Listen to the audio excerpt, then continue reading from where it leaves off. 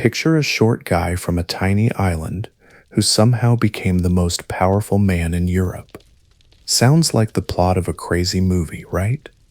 Well, this actually happened, and it's way more amazing than any Hollywood film.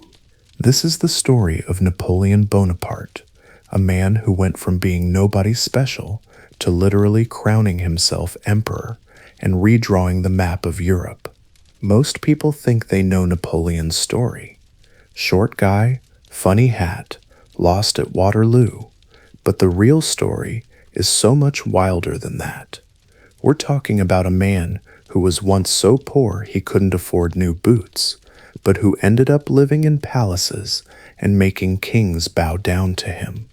A guy who was such a nobody that his classmates made fun of his accent, but who became so famous that people still talk about him 200 years later.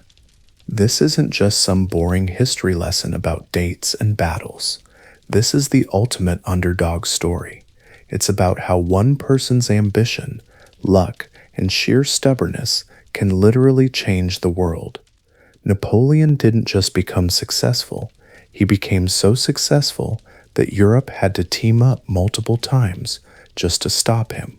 We'll follow Napoleon from his childhood on the Mediterranean island of Corsica, where he was just another kid in a large family, to the moment he placed a crown on his own head in front of the Pope. We'll see how he went from being a young artillery officer who was good with cannons to commanding armies of hundreds of thousands of men. We'll discover how he went from defending the French Revolution to basically becoming a dictator himself. But here's what makes Napoleon's story really incredible. He did it all in just 20 years. 20 years! Most people barely figure out their career in that time, and Napoleon conquered most of Europe. He started as a 24-year-old nobody, and by 44, he was the Emperor of France, and most of Europe was either under his control or scared of him. And the best part?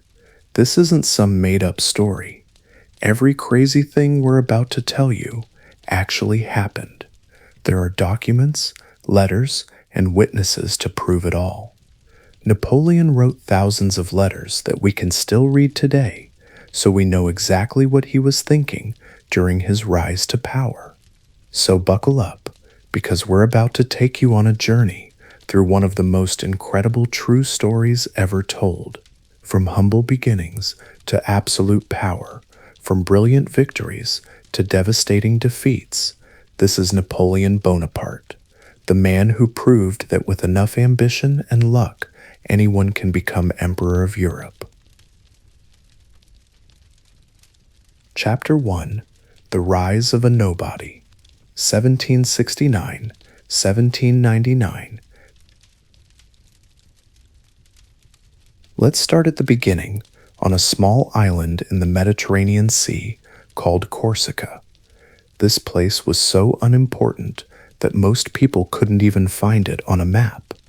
But in 1769, something happened there that would change the entire world. Napoleon Bonaparte was born. Now, here's the first crazy thing about Napoleon's story. He almost wasn't French at all. Corsica had just been sold to France by the Italian city of Genoa the year before Napoleon was born. So if he'd been born a year earlier, he would have been Italian, not French. Talk about lucky timing. Without that coincidence, there might never have been a French Emperor Napoleon. Napoleon's family, the Bonapartes, were kind of a big deal on the island. His dad, Charles, was a lawyer and local politician. But being important on Corsica was like being the tallest person in a room full of kindergartners. The island was poor, backward, and about as far from the center of European power as you could get. The Bonaparte family had 8 kids who survived to adulthood, and Napoleon was the second oldest. His real name was actually Napoleon Bonaparte. He would later change it to sound more French. As a kid, he was stubborn, moody, and obsessed with reading about great military leaders from history. While other kids were playing outside, Young Napoleon was inside reading about Alexander the Great and Julius Caesar. His brothers and sisters thought he was weird. His mother, Leticia, was a tough woman who had to manage 8 children while her husband was often away on political business. She was the one who really shaped Napoleon's character. She was strict, practical, and refused to let her children get soft or lazy. Even after Napoleon became the most powerful man in Europe, he was still a little bit afraid of his mother's disapproval. Napoleon's childhood on Corsica was rough around the edges. The island was filled with feuding families, bandits in the mountains, and a general atmosphere of violence that was just part of daily life. This wasn't some peaceful Mediterranean paradise. It was more like the Wild West, but with olive trees. Growing up in this environment taught Napoleon that the world was a dangerous place where only the strong survived. When Napoleon was 9 years old, something amazing happened that would change his life forever. The French government offered scholarships for promising kids from Corsica to attend French military schools. Napoleon's dad managed to get him one of these scholarships, and suddenly this island kid was heading to mainland France for the first time in his life. The journey to France must have been incredible for a boy who had never left his small island. Napoleon sailed to the French port of Marseille, then traveled overland to his new school. Everything was different. The language, the food, the clothes people wore, even the way they walked and talked. For a kid from the backwoods of Corsica, mainland France must have seemed like an alien planet. The military school was tough. The other students made fun of Napoleon's accent and his strange Italian name. They called him names and treated him like an outsider. But instead of breaking him down, this just made Napoleon more determined to prove himself. He threw himself into his studies, especially mathematics and military history. He was particularly brilliant at understanding how artillery worked, cannons and big guns.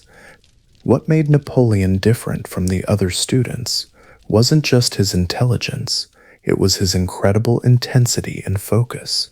While other kids goofed around or homesick for their families, Napoleon treated school like a military campaign. He studied for hours every day, memorizing not just what he was supposed to learn, but reading extra books about military tactics, ancient history, and the great generals of the past. His fellow students thought he was strange and antisocial, but his teachers began to notice something special about this weird kid from Corsica. He had a gift for seeing patterns and connections that others missed. When they studied battles from history, Napoleon could instantly spot what the winning generals had done right and what the losers had done wrong. He was like a military genius in training. After military school, 16-year-old Napoleon became a second lieutenant in the French artillery. This was 1785, and he was just another young officer in the French army. Nobody important, earning barely enough money to survive. He was so poor that he had to share a tiny apartment with his brother and couldn't afford to buy new clothes. There were thousands of young officers just like him all over France. But even as a nobody, Napoleon stood out from his fellow officers. While they spent their free time drinking, gambling, and chasing women, Napoleon was reading books about military history and politics. He was studying the art of war, like other people study medicine or law.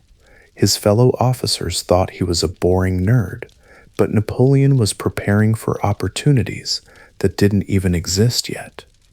During these early years, Napoleon wrote constantly, letters to his family, political essays, even the beginning of a novel about Corsican independence. His writing reveals a young man who was incredibly ambitious, but also deeply uncertain about his future. He dreamed of glory and greatness, but he was stuck in a dead-end job with no prospects for advancement. The France of the 1780s was a country on the verge of collapse. The government was broke, the nobles were out of touch with reality, and ordinary people were getting angrier by the day about taxes, food shortages, and being treated like dirt by their social superiors. Young Napoleon, with his sharp political instincts, could see that big changes were coming.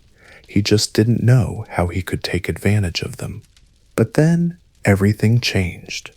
In 1789, the French Revolution began, and suddenly the whole world turned upside down. The French people decided they were sick of being ruled by kings and nobles, so they started chopping off heads with a device called the guillotine. It was chaos, but for an ambitious young man like Napoleon, chaos meant opportunity. The revolution was great news for Napoleon for several reasons. First, lots of aristocratic officers fled France or got their heads cut off, which meant promotions for guys like him. Second, the new revolutionary government needed officers who were loyal to the new system, not the old monarchy. Third, France suddenly found itself at war with pretty much every other country in Europe, which meant lots of opportunities for military glory. But the revolution was also terrifying and unpredictable. One day you could be a hero of the people, and the next day you could be dragged to the guillotine as an enemy of the state. The revolutionary leaders kept changing, and what was considered patriotic one month might be considered treasonous the next. It was like trying to surf a tsunami. You could ride it to greatness, or it could crush you completely. Napoleon navigated this dangerous period by being incredibly careful about his political associations, while also making himself indispensable through his military skills. He wrote pamphlets supporting the revolution, but he was careful not to get too closely associated with any particular faction. He was playing a long game, positioning himself as a loyal soldier of the Republic, while staying flexible enough to survive the political changes. Napoleon's big break came in 1793 during the siege of Toulon. The city had rebelled against the revolutionary government and let the British Navy into its harbor. This was a disaster for France. Having British warships operating from a French port was like having enemy submarines in your home harbor. The French Revolutionary Army was struggling to retake the city until 24-year-old Napoleon showed up with a brilliant plan for how to use artillery to force the British ships out of the harbor. Napoleon's plan was simple but devastating. Instead of trying to storm the city walls, he positioned his cannons on the hills overlooking the harbor. From there, he could bombard the British ships directly, making it impossible for them to stay in port. It was the kind of obvious solution that seems brilliant after someone thinks of it, but nobody else had figured it out. His plan worked perfectly. The British fled, the city surrendered, and Napoleon became a hero overnight. He was promoted to brigadier general at age 24, incredibly young for such a high rank. People started to notice this short guy from Corsica who seemed to have a genius for military strategy. But Napoleon's rise wasn't smooth sailing. In 1794, he was actually arrested and thrown in prison for a while because some politicians thought he was too close to certain revolutionary leaders who had fallen out of favor. The revolution was eating its own children, and Napoleon almost became one of them. For a few scary months, it looked like his career might be over before it really started. The arrest was probably the most terrifying experience of Napoleon's life up to that point. He was thrown into a cell with common criminals, not knowing whether he would be released or dragged to the guillotine. For a proud, ambitious young man who had worked so hard to rise above his humble origins, being treated like a common prisoner must have been humiliating and terrifying. Luckily for Napoleon, he was released when the political winds shifted, but he was still basically nobody special, just another general in an army full of generals. He was even unemployed for a while and considered leaving the army altogether. He was so broke that he had to sell his possessions to buy food. There's even a story that he applied for a job in the Russian army because he couldn't find work in France. During this low point, Napoleon seriously considered emigrating to America or even the Ottoman Empire. He felt like France had no place for his talents, and he was tired of the constant political instability. But something kept him in Paris. Maybe it was hope, maybe it was stubbornness, or maybe it was his growing sense that his destiny was tied to France. Then came 1795, and another stroke of incredible luck. A royalist uprising tried to overthrow the revolutionary government in Paris. The government was desperate and needed someone to defend them with cannons. They called on Napoleon, who was hanging around Paris with nothing better to do. He set up his artillery in the streets and blasted the rebels to pieces. It was brutal but effective, and it saved the revolutionary government. This incident, known as 13 Vendémiaire in the revolutionary calendar, was different from Toulon. This time Napoleon wasn't fighting foreign enemies. He was firing cannons at French citizens in the streets of Paris. It was the kind of action that could make you a hero or a war criminal, depending on which side won. Napoleon didn't hesitate. When the government needed someone willing to use deadly force against civilians, he stepped up. The whiff of grape shot, as Napoleon would later call it, killed hundreds of royalist rebels and ended the uprising in a matter of hours. It was ruthless, efficient, and exactly what the desperate government needed. Napoleon had shown that he was willing to do whatever it took to preserve order, even if it meant killing his own countrymen. This time Napoleon didn't just get promoted, he got noticed by the most important people in France. They gave him command of the Army of Italy, which was supposed to attack Austria and its allies. Most people thought this was a hopeless mission.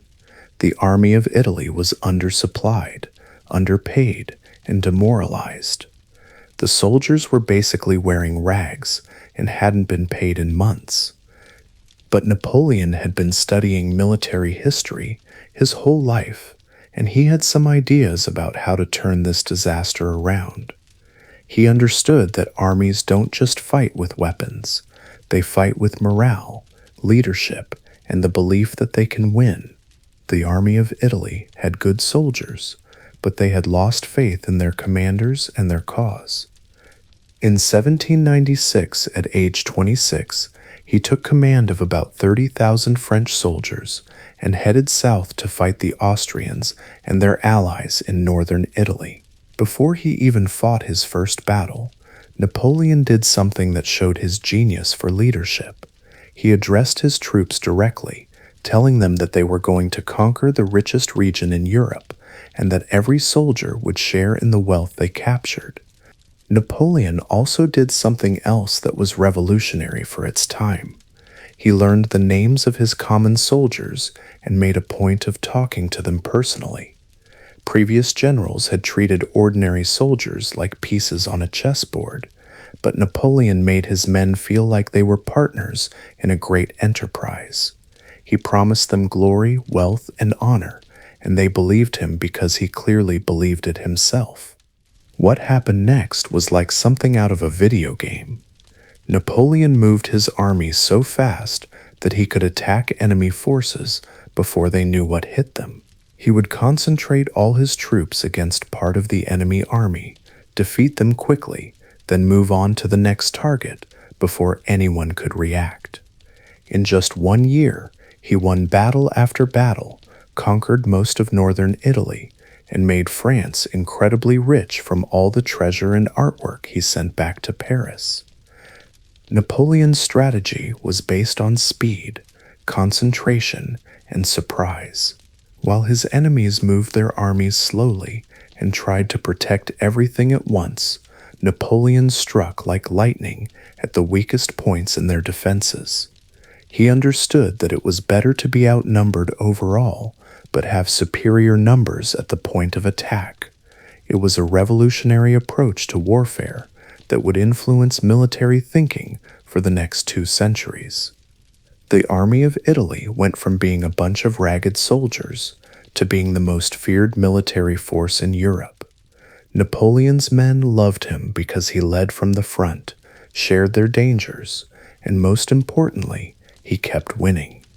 When soldiers are winning battles and getting rich from captured loot, they'll follow their general anywhere. By 1797, Napoleon had forced Austria to make peace and give France huge amounts of territory. He was 28 years old and already one of the most famous men in Europe. The kid from Corsica, who used to get made fun of for his accent, was now being discussed in the capitals of every major European power. But here's what made Napoleon truly dangerous. He wasn't satisfied with just being a successful general. He was already thinking like a head of state, negotiating treaties and making decisions that were supposed to be made by politicians back in Paris.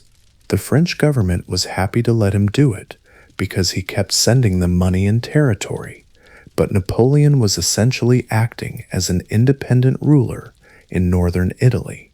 But Napoleon wasn't satisfied with just being a successful general. He had bigger dreams. In 1798, he convinced the French government to let him lead an expedition to Egypt. His plan was to attack British interests in the Middle East, and maybe even march on to India to threaten British power there. It was an incredibly ambitious idea that showed Napoleon was thinking on a global scale. The Egyptian expedition was Napoleon's first attempt at grand strategy, not just winning battles, but reshaping the entire balance of power in the world. He understood that Britain's wealth came from its control of trade routes to India, and he wanted to cut those routes by controlling Egypt and the Middle East. It was the kind of bold, sweeping plan that only someone with tremendous confidence would even attempt. Napoleon also brought along scientists, scholars, and artists on the Egyptian expedition. While he was conquering the land of the pharaohs, he was also studying its history and culture. This wasn't just a military campaign. It was an attempt to present himself as a new Alexander the Great, a conqueror who brought civilization as well as victory. The Egyptian campaign was a mixed bag. Napoleon won the famous Battle of the Pyramids against the Egyptians, and for a brief moment, he controlled the land of the pharaohs. But the British Navy destroyed his fleet, trapping his army in the desert. Napoleon also had to deal with plague, desert heat, and hostile locals who didn't appreciate being conquered. But here's the thing about Napoleon. He was a master of public relations. Even when things went badly, he knew how to spin the story to make himself look good. He sent back glowing reports about his victories while downplaying his defeats. To the French people reading newspapers back home, Napoleon was conquering the exotic East like a modern Alexander the Great. Napoleon's dispatches from Egypt were works of art in themselves. He described battles in epic terms, presented minor skirmishes as major victories, and painted himself as a hero, bringing the light of civilization to the darkness of the East. He understood that in politics, perception is often more important than reality, and he was creating a mythical version of himself that would outlast any temporary military setbacks. In 1799, Napoleon decided things were getting boring in Egypt, so he basically abandoned his army and snuck back to France. This should have been a career-ending scandal, but Napoleon had perfect timing once again. France was in chaos, the government was weak and unpopular, and people were looking for a strong leader to fix everything. Abandoning his army in Egypt was one of the most ruthless things Napoleon ever did, but it was also strategically brilliant. He could see that the real opportunities were back in France, not in the deserts of the Middle East. He left his soldiers to fend for themselves and sailed back to France with a small group of his most trusted officers, risking capture by the British Navy to get home. Napoleon arrived in Paris in October 1799 to find a country that was tired of revolution, tired of war, and tired of weak leadership. The moment was perfect for an ambitious general with a reputation for winning battles and getting things done. All Napoleon needed was the right opportunity to seize power. The France that Napoleon returned to was very different from the one he had left. The revolutionary enthusiasm of the early 1790s had burned out, replaced by cynicism and exhaustion. People just wanted stability and competent government. They were ready to trade some of their revolutionary ideals for peace and prosperity. That opportunity came in November 1799 when Napoleon joined a conspiracy to overthrow the existing government. Along with some politicians who were also fed up with the chaos, he staged what's called the coup of 18 Brumaire. It wasn't particularly dramatic, no storming of palaces or dramatic sword fights. Napoleon just showed up with some soldiers, intimidated the politicians into voting the way he wanted, and suddenly he was in charge of France. The coup was almost comically undramatic. Napoleon gave a speech to the legislature, but he was so nervous that he rambled incoherently and nearly fainted. It was his brother Lucien, who was president of one of the legislative bodies, who saved the day by rallying support for the coup. For once in his life, the great Napoleon Bonaparte nearly choked under pressure. But the coup worked anyway because everyone involved wanted it to work. The politicians were tired of the chaos. The army was loyal to Napoleon personally, and the French people were ready for strong leadership. Sometimes the most important factor in a political revolution isn't the brilliance of the leaders, but the readiness of the people to accept change. At age 30, Napoleon Bonaparte had gone from being a poor kid from a tiny island to being the most powerful man in France. In just over 10 years, he had risen from second lieutenant to ruler of one of the most powerful nations in Europe. It was one of the most spectacular rises in history, a combination of talent, ambition, luck, and perfect timing. But this was just the beginning. He hadn't even started calling himself emperor yet. The really crazy part of the story was still to come. Napoleon had spent the first 30 years of his life learning how to seize power. Now he was going to spend the next 15 years learning what to do with it, and discovering that staying on top is even harder than getting there in the first place. Chapter 2: The Making of an Emperor, 1799-1807. When Napoleon took power in 1799, France was a complete mess. The country had been through 10 years of revolution, war, and chaos. The economy was falling apart. There were rebellions in several regions, and France was at war with most of Europe. Most people who grabbed power in this situation would have been happy just to survive. But Napoleon? He saw this as his chance to become the greatest leader in European history.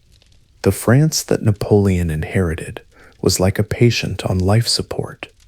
The revolutionary government, called the Directory, had been so incompetent that people were literally starving in Paris, while politicians argued about abstract philosophical principles. The currency was worthless, bandits controlled the highways, and entire regions of the country were in open rebellion against the central government. What made the situation even worse was that France was surrounded by enemies. Britain, Austria, Russia, and other powers had formed coalitions determined to destroy the French Republic and restore the old monarchy. French armies were fighting on multiple fronts, and they weren't winning. The glorious revolutionary enthusiasm of the early 1790s had faded into exhaustion and cynicism. First, Napoleon had to figure out what to call himself. He couldn't call himself king. The French had just spent 10 years chopping off kings' heads. But he also couldn't just be another politician. So he came up with a clever solution. He made himself first consul of France, borrowing the title from ancient Rome. It sounded democratic and historical, but in reality, Napoleon was making himself dictator. The title First Consul was brilliant political marketing. It connected Napoleon to the Roman Republic, which educated Europeans still admired as the greatest civilization in history. It suggested that Napoleon was a temporary leader who would step down once he had restored order, like the Roman dictator Cincinnatus. Of course, Napoleon had no intention of stepping down, but the title made his power grab seem legitimate and patriotic. Napoleon also created a new constitution that looked democratic on paper, but gave him almost unlimited power in practice. There were still elections and legislative bodies, but they could only discuss what Napoleon allowed them to discuss. It was like having a democracy where only one person got to decide what people could vote on. The genius of Napoleon was that he didn't just seize power, he made people want to give it to him. Instead of ruling through fear like many dictators, he actually fixed a lot of France's problems. He made peace with the Catholic Church, which had been banned during the Revolution. He created a new legal system called the Napoleonic Code that gave people clear, fair laws. He built roads, schools, and hospitals. He promoted people based on talent rather than birth. The Napoleonic Code was perhaps Napoleon's greatest non-military achievement. Before the Revolution, France had been a patchwork of different legal systems. What was legal in one province might be illegal in the next province over. The code created a single unified legal system for all of France. More importantly, it established the radical principle that all citizens were equal before the law, regardless of their birth or social class. The code wasn't perfect. It was pretty harsh on women's rights and allowed slavery in French colonies, but it was revolutionary for its time. The basic principles of the Napoleonic Code would eventually spread to dozens of countries around the world. Even today, legal systems in places like Louisiana, Quebec, and much of Latin America are based on Napoleon's laws. Napoleon also rebuilt France's educational system almost from scratch. He created a network of state-run schools that would train competent administrators, engineers, and officers for his government and army. Unlike the old system where education was reserved for the nobility and clergy, Napoleon's schools were open to anyone with talent. This wasn't entirely altruistic. Napoleon needed educated people to run his empire, but it gave ordinary French citizens opportunities they had never had before. Most importantly, Napoleon understood something that many leaders miss. People will forgive you for taking away their political freedom if you give them prosperity, security, and glory. The French people were tired of chaos and revolution. They wanted someone who could make the trains run on time and win wars against their enemies. And boy, could Napoleon win wars. In 1800, he led another army across the Alps to attack the Austrians in Italy. This campaign showed Napoleon at his most dramatic and theatrical. Instead of taking the easy route through existing roads, he marched his entire army over the snow-covered mountain passes, dragging cannons up slopes so steep that they had to be hauled by ropes.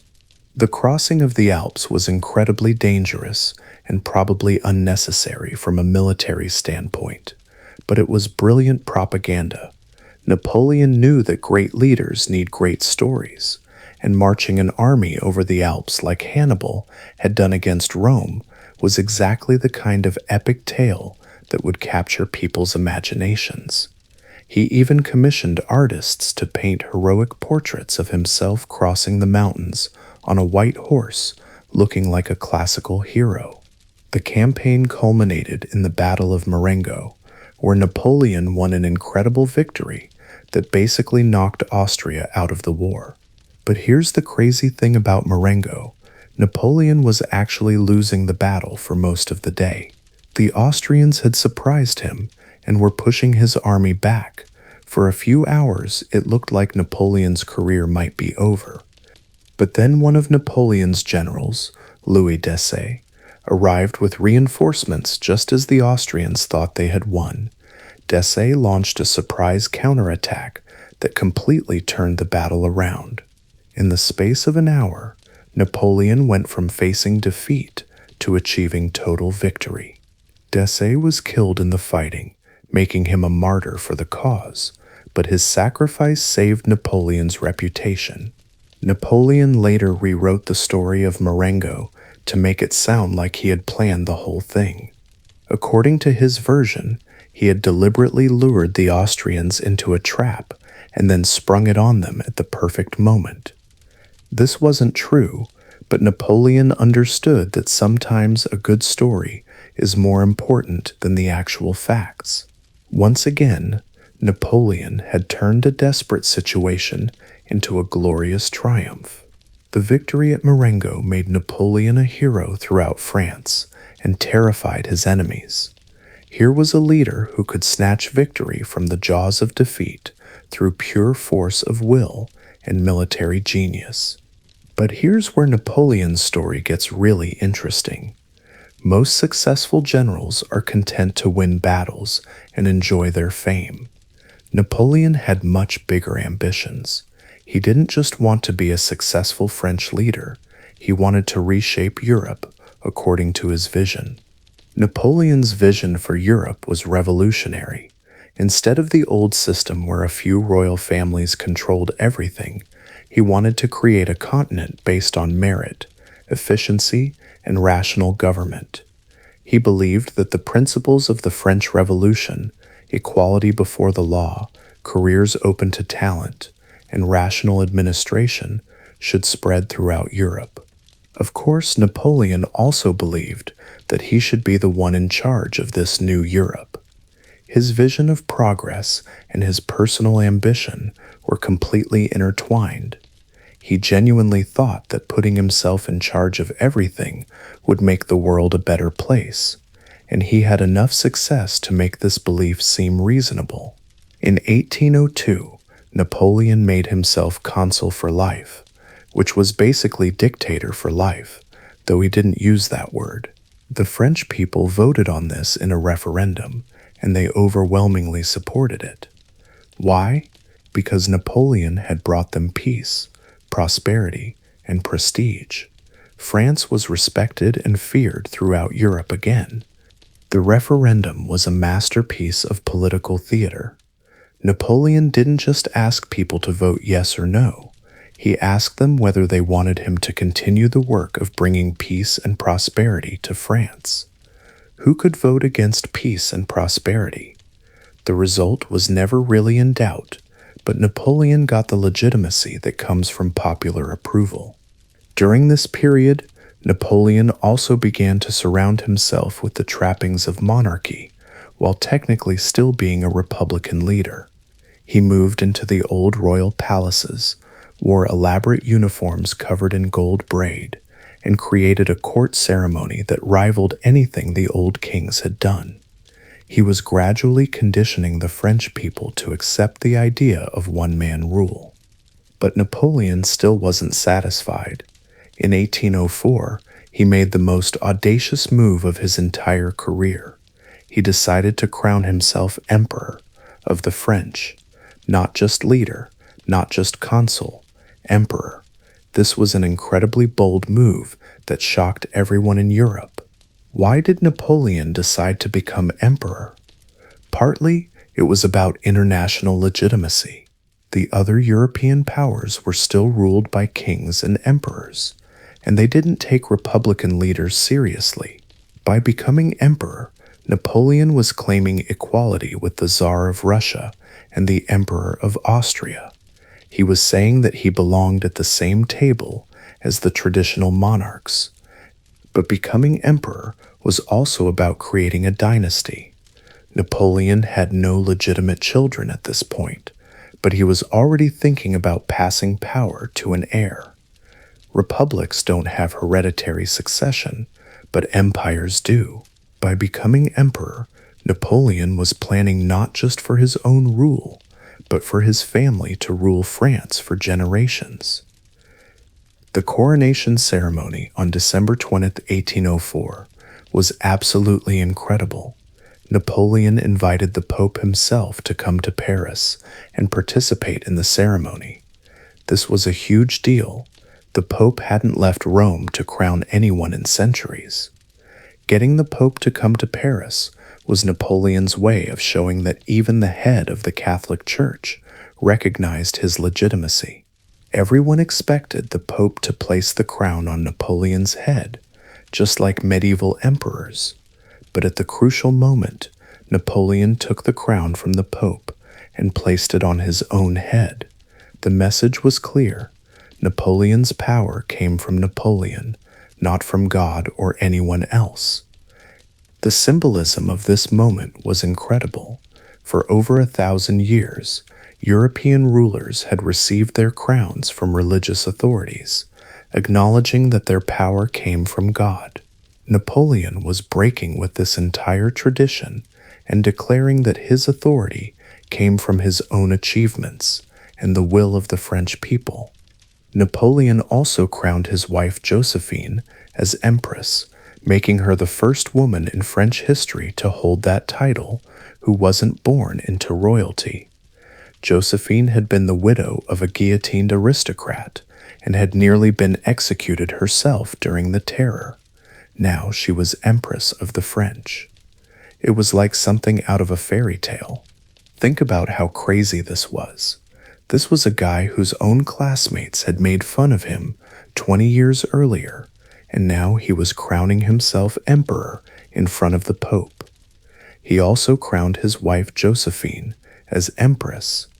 The kid from Corsica had literally made himself royalty. The coronation ceremony was designed to be the most magnificent spectacle anyone had ever seen. Napoleon wore robes covered in gold and ermine, carried a sword that had supposedly belonged to Charlemagne, and was surrounded by more pomp and pageantry than any French king had ever enjoyed. The ceremony cost a fortune, but it was worth every penny in terms of the impression it made. But Napoleon didn't stop there. He started giving out titles to his family and friends, like he was playing a real-life game of Monopoly. His brothers became kings of various countries. His marshals became dukes and princes. Napoleon was creating a whole new European aristocracy, with himself at the top. This wasn't just about rewarding loyalty. It was about creating a new social order. Napoleon's new nobility was based on merit and service, rather than birth. His marshals had earned their titles by winning battles, not by being born into the right families. It was revolutionary, even though it looked traditional on the surface. Napoleon made his brother Joseph king of Naples, his brother Louis king of Holland, and his brother Jerome king of Westphalia. His stepson Eugene became viceroy of Italy. His brother-in-law Joachim Murat became king of Naples after Joseph was promoted to king of Spain. Napoleon was turning Europe into a family business. Some of Napoleon's siblings were better rulers than others. Louis actually became quite popular in Holland because he put Dutch interests ahead of French interests, which annoyed Napoleon. Jerome was hopeless and spent most of his time partying, but the important thing was that Napoleon was showing that merit, not birth, should determine who ruled. Meanwhile, the rest of Europe was watching this with a mixture of amazement and horror. Here was this upstart who had made himself emperor and was clearly planning to expand his power. Britain, Austria, Russia, and other major powers formed coalitions to try to stop him. The British were particularly alarmed by Napoleon's rise. Britain had been the dominant European power for decades, controlling the seas and influencing continental politics through a combination of naval power and clever diplomacy.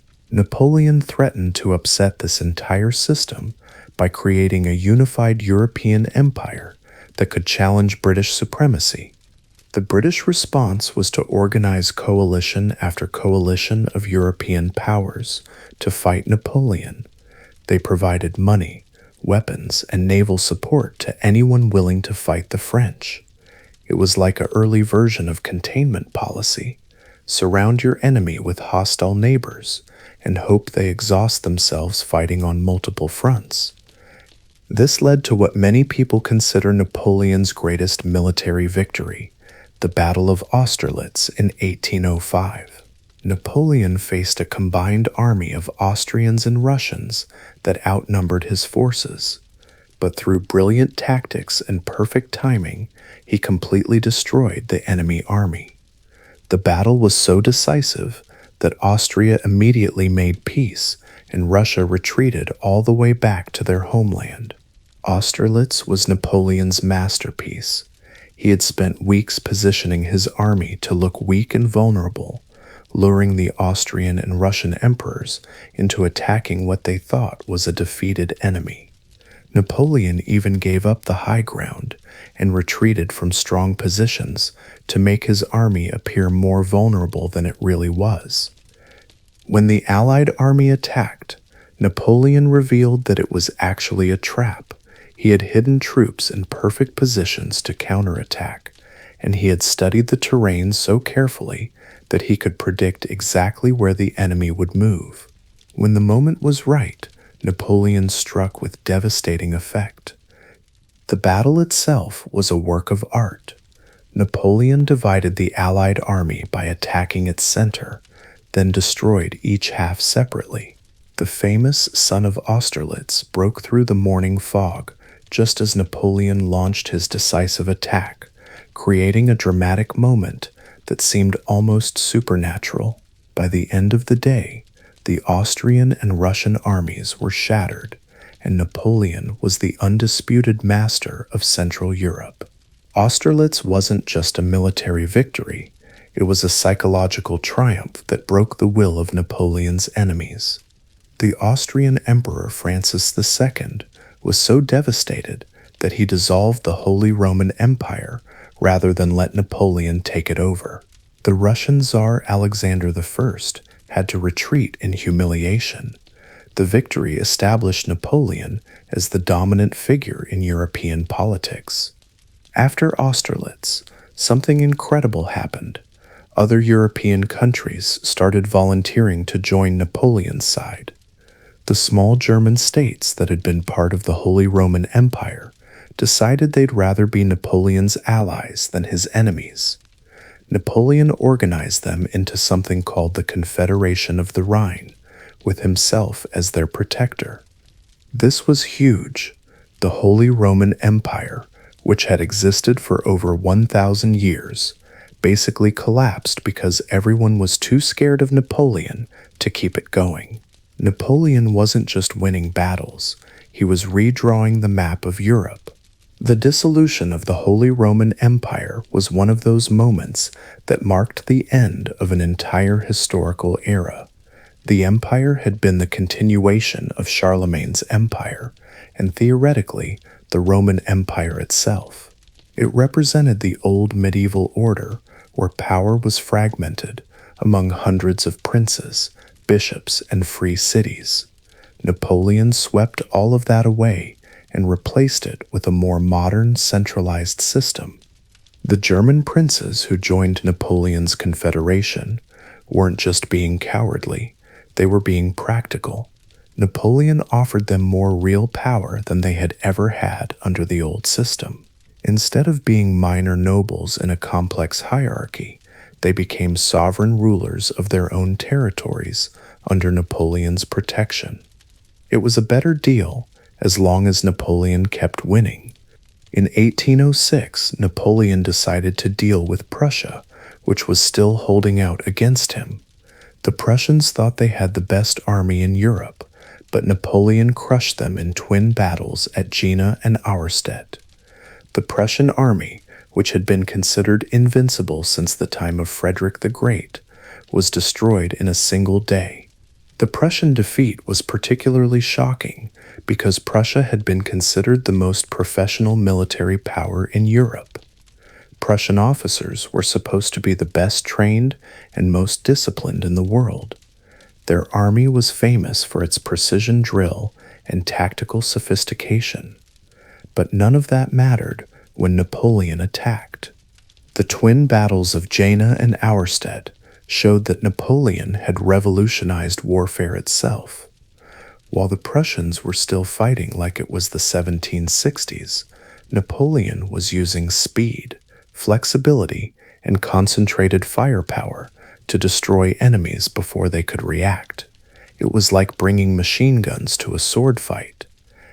After defeating Prussia, Napoleon marched into Berlin and took over the Prussian capital. He stood in the palace of Frederick the Great, one of his childhood heroes, and basically said, "I'm better than you." It was the ultimate power move. Napoleon's entry into Berlin was carefully choreographed for maximum symbolic impact. He visited Frederick's tomb and supposedly said, "If this great man were still alive, I would not be here." It was a way of showing respect for his predecessor while making it clear that a new era had begun. From Berlin, Napoleon also issued the Continental System, a trade embargo designed to strangle British commerce by preventing British goods from entering European markets. It was an early form of economic warfare that showed Napoleon thinking on a global scale about how to defeat his enemies. But Napoleon's greatest challenge was still ahead: Russia. The Russians had been fighting Napoleon on and off for years, and they kept refusing to stay defeated. In 1807, Napoleon finally cornered the Russian army at the Battle of Friedland and defeated them so thoroughly that Tsar Alexander I was forced to make peace. The Battle of Friedland was fought on a particularly symbolic date, June 14, 1807, exactly 7 years after Napoleon's victory at Marengo. Napoleon took this as a good omen, and he was right. The French army destroyed the Russian forces so completely that Alexander had no choice but to negotiate. The meeting between Napoleon and Alexander I was like something out of a movie. They met on a raft in the middle of a river, two of the most powerful men in the world, sitting down to divide up Europe between them. Napoleon was 38 years old and at the absolute peak of his power. The Treaty of Tilsit, signed on that raft, was Napoleon's greatest diplomatic triumph. He had turned his greatest enemy into an ally through a combination of military victory and personal charm. Alexander was so impressed by Napoleon that he agreed to join the Continental System against Britain and to let Napoleon reorganize Germany however he wanted. The meeting at Tilsit was also a clash of personalities and cultures. Alexander was tall, handsome, and educated in Enlightenment philosophy. He represented the old aristocratic order of Europe. Napoleon was short, intense, and self-made. He represented the new world of merit and ambition. Yet somehow the two men hit it off and became genuine friends, at least for a while. By 1807, Napoleon controlled or influenced most of Europe west of Russia. He was Emperor of the French, King of Italy, protector of the Confederation of the Rhine, and the most feared man on the continent. British newspapers called him the Corsican ogre and the beast of the apocalypse. To his supporters, he was the new Caesar, the man who had brought order to chaos and glory to France. Napoleon's empire in 1807 was unlike anything Europe had seen since the Roman Empire. He directly controlled France, Belgium, the Netherlands, Western Germany, northern Italy, and parts of Poland. His relatives ruled Spain, Naples, Holland, and Westphalia. His allies controlled most of the rest of Germany and much of Eastern Europe. Only Britain, Sweden, and parts of the Ottoman Empire remained outside his influence. What made Napoleon's empire different from previous conquests was that it wasn't just about military domination. Napoleon was trying to spread a new way of organizing society: legal equality, efficient administration, careers open to talent, and rational government. His empire was both a military conquest and a social revolution. What made Napoleon's rise even more remarkable was how quickly it had happened. In just 8 years, he had gone from being one of many French generals to being the most powerful man in Europe. He had destroyed the armies of Austria, Prussia, and Russia. He had abolished the Holy Roman Empire. He had created new kingdoms and given them to his relatives. But perhaps most importantly, Napoleon had shown that in the modern world, anyone with enough talent, ambition, and luck could rise to the very top. The old idea that only people born into royal families could rule was dead. Napoleon had proven that a poor kid from nowhere could become emperor through his own efforts. This was the message that terrified the old European establishment and inspired people throughout the continent. If a Corsican nobody could become emperor of the French, what did that say about the divine right of kings? If merit mattered more than birth, what happened to the entire social order that had existed for centuries? Napoleon represented something entirely new in European history, a self-made emperor who ruled through talent rather than inheritance. He was proof that the modern world belonged to those bold enough to seize it, regardless of where they came from. It was an incredibly powerful and dangerous idea that would reshape politics for the next 2 centuries. This was the high point of Napoleon's incredible career. He was at the peak of his power, feared by his enemies and adored by his soldiers. All of Europe was either under his control or afraid to oppose him. The boy from Corsica had become the master of the continent. But as we'll see in the next part of our story, staying at the top is often harder than getting there. Napoleon's incredible rise was about to be matched by an equally incredible fall. The same ambition and confidence that had carried him to the heights of power would eventually lead him to overreach and destroy everything he had built. The seeds of Napoleon's downfall were already being planted in 1807, even at the moment of his greatest triumph. His continental system would prove impossible to enforce. His alliance with Russia would eventually collapse, and his need for constant military victory would drive him to take risks that even his genius couldn't overcome.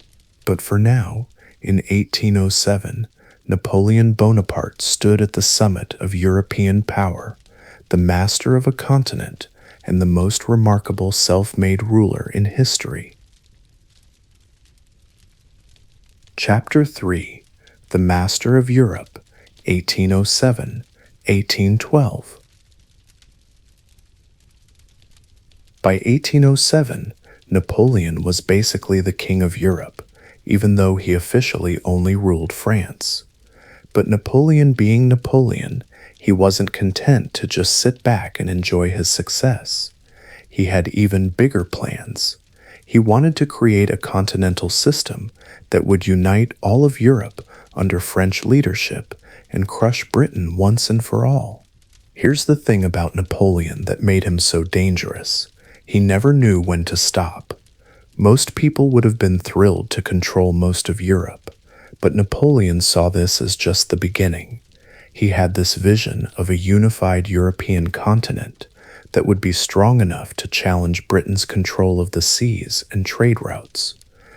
This wasn't just megalomania, though Napoleon certainly had plenty of that. He genuinely believed that Europe needed to be unified under rational, modern government to reach its full potential. He saw himself as a new Charlemagne, creating a European empire that would bring peace, prosperity, and progress to the entire continent. The fact that he would be the one in charge of everything was just a happy coincidence.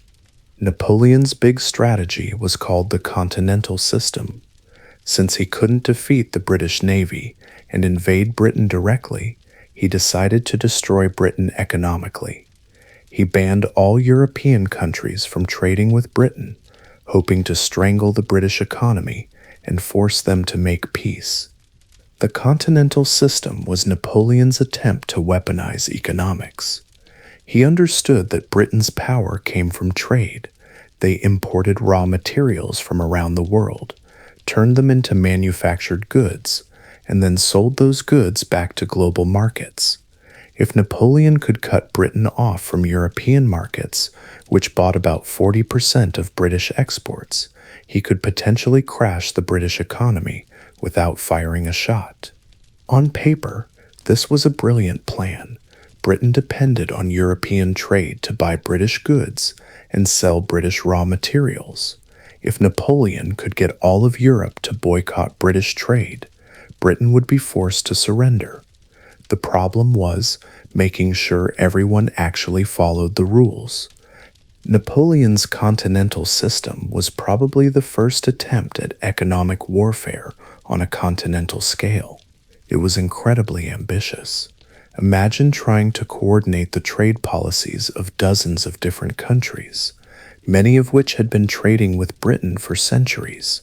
It required constant monitoring, enforcement, and the threat of military action against anyone who broke the rules. The system also created bizarre economic distortions across Europe. Sugar prices skyrocketed because most sugar came from British colonies. Coffee became a luxury item. European manufacturers struggled to get raw materials they had previously imported through British merchants. Meanwhile, smuggling became incredibly profitable, and British goods were secretly traded across the continent at enormous markups. To enforce the continental system, Napoleon had to control more and more of Europe. Any country that refused to stop trading with Britain became his enemy. This led to a series of wars and conquests that made Napoleon even more powerful, but also created more enemies. Napoleon found himself in the position of having to police the economic behavior of an entire continent. French customs officials were stationed from Hamburg to Naples, searching ships and warehouses for British goods. Napoleon created a vast bureaucracy dedicated to economic warfare, complete with informers, inspectors, and special courts to prosecute smugglers. But the more Napoleon tried to control European trade, the more resistance he encountered. Merchants who had built their fortunes on British trade weren't going to give up easily. Local officials who had been bribed by smugglers looked the other way. Even French merchants secretly traded with Britain when they thought they could get away with it. In 1808, Napoleon made one of his biggest mistakes. He invaded Spain. The Spanish royal family was weak and unpopular, so Napoleon figured he could easily take over and put his brother Joseph on the Spanish throne.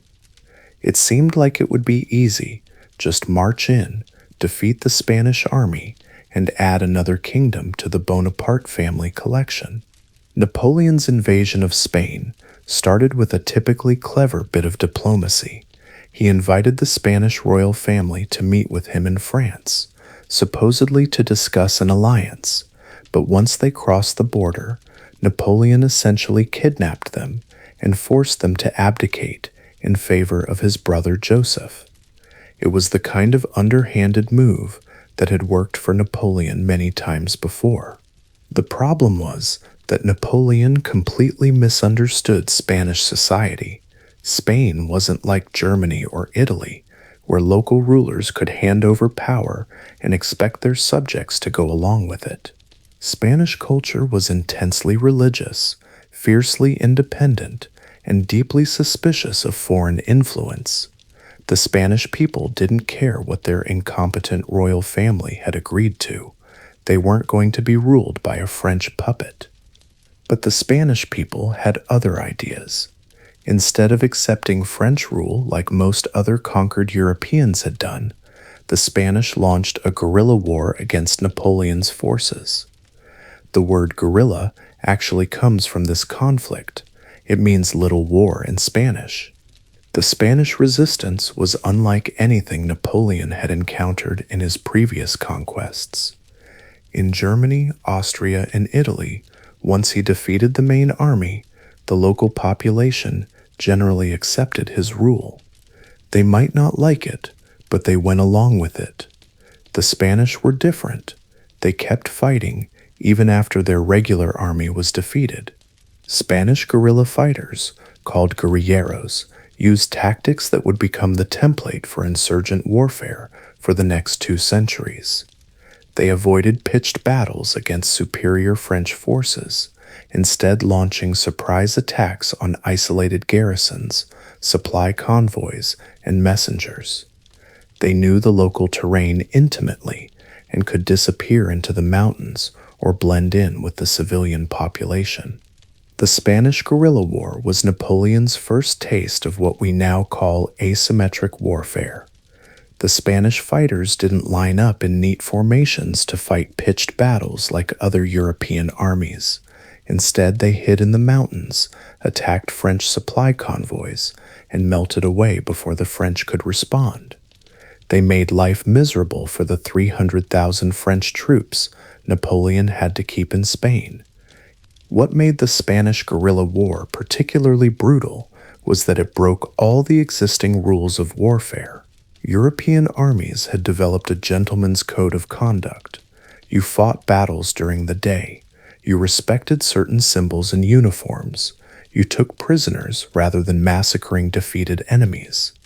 The Spanish guerrillas ignored all of these rules, and the French responded with equal brutality. French soldiers found themselves fighting an enemy they couldn't see or understand. A village might appear peaceful during the day, but French patrols would be ambushed there at night. Spanish priests blessed guerrilla fighters and hid weapons in churches.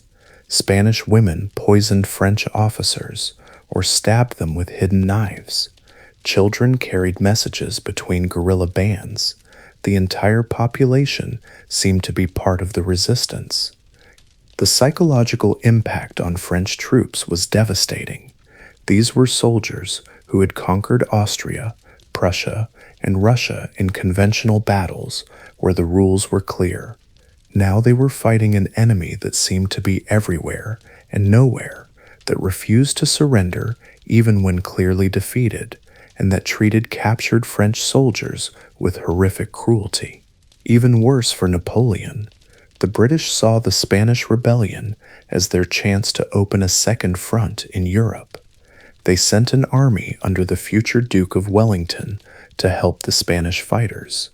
Suddenly, Napoleon was fighting a war on 2 fronts, against the Spanish guerrillas and the British regular army.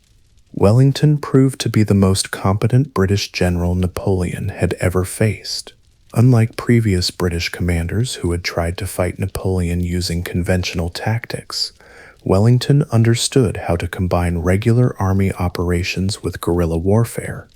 He used the Spanish fighters to gather intelligence, harass French supply lines, and pin down French garrisons, while his own army struck at carefully chosen targets. Wellington also understood something that previous coalition commanders had missed.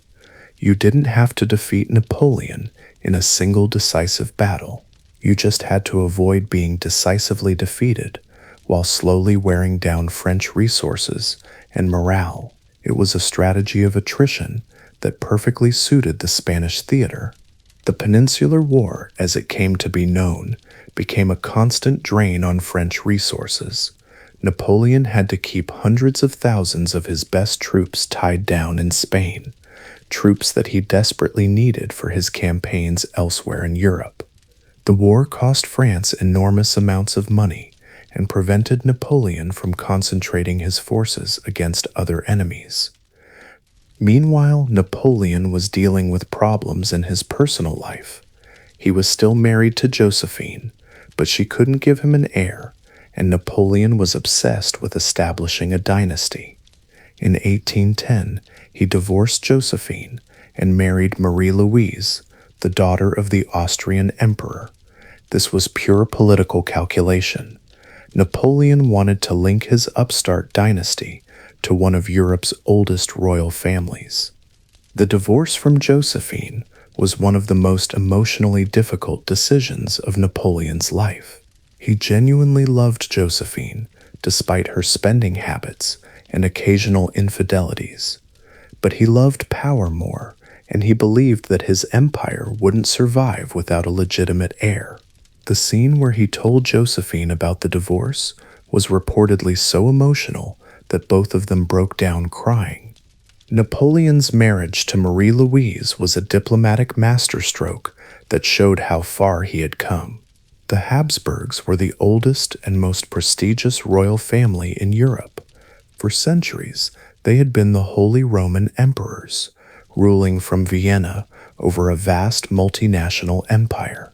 The fact that they were willing to marry their daughter to the upstart Napoleon showed just how completely he had rearranged the European balance of power.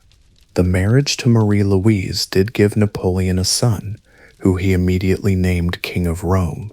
Napoleon was planning for the future, making sure his family would rule Europe for generations to come. But this also showed how much Napoleon had changed from the revolutionary ideals of his youth. He was now marrying into the same aristocratic families that the French Revolution had tried to destroy.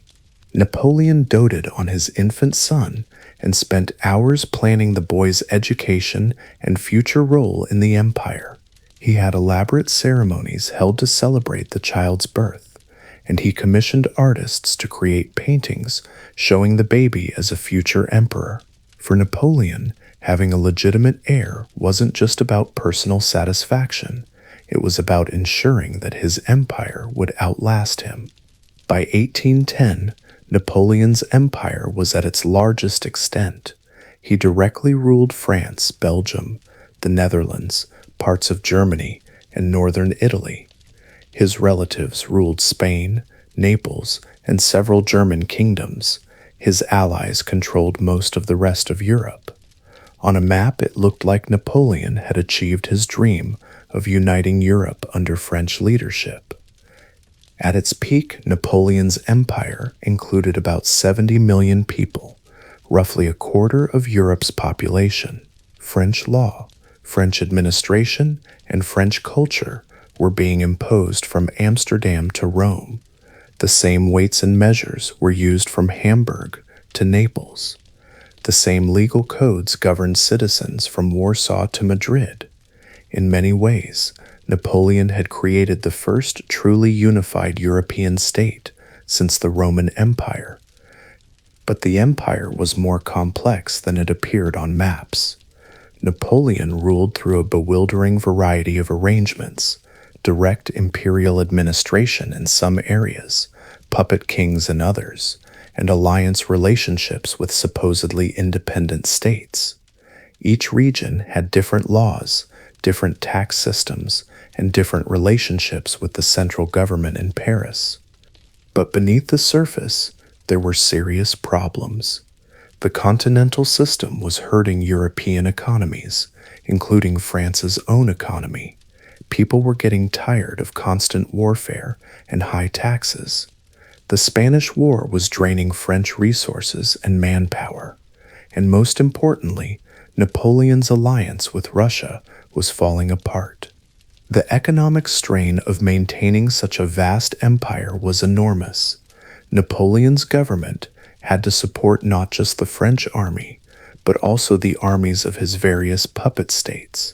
He had to maintain garrisons across Europe, build and maintain roads for military transport, and support a vast bureaucracy to administer his conquests.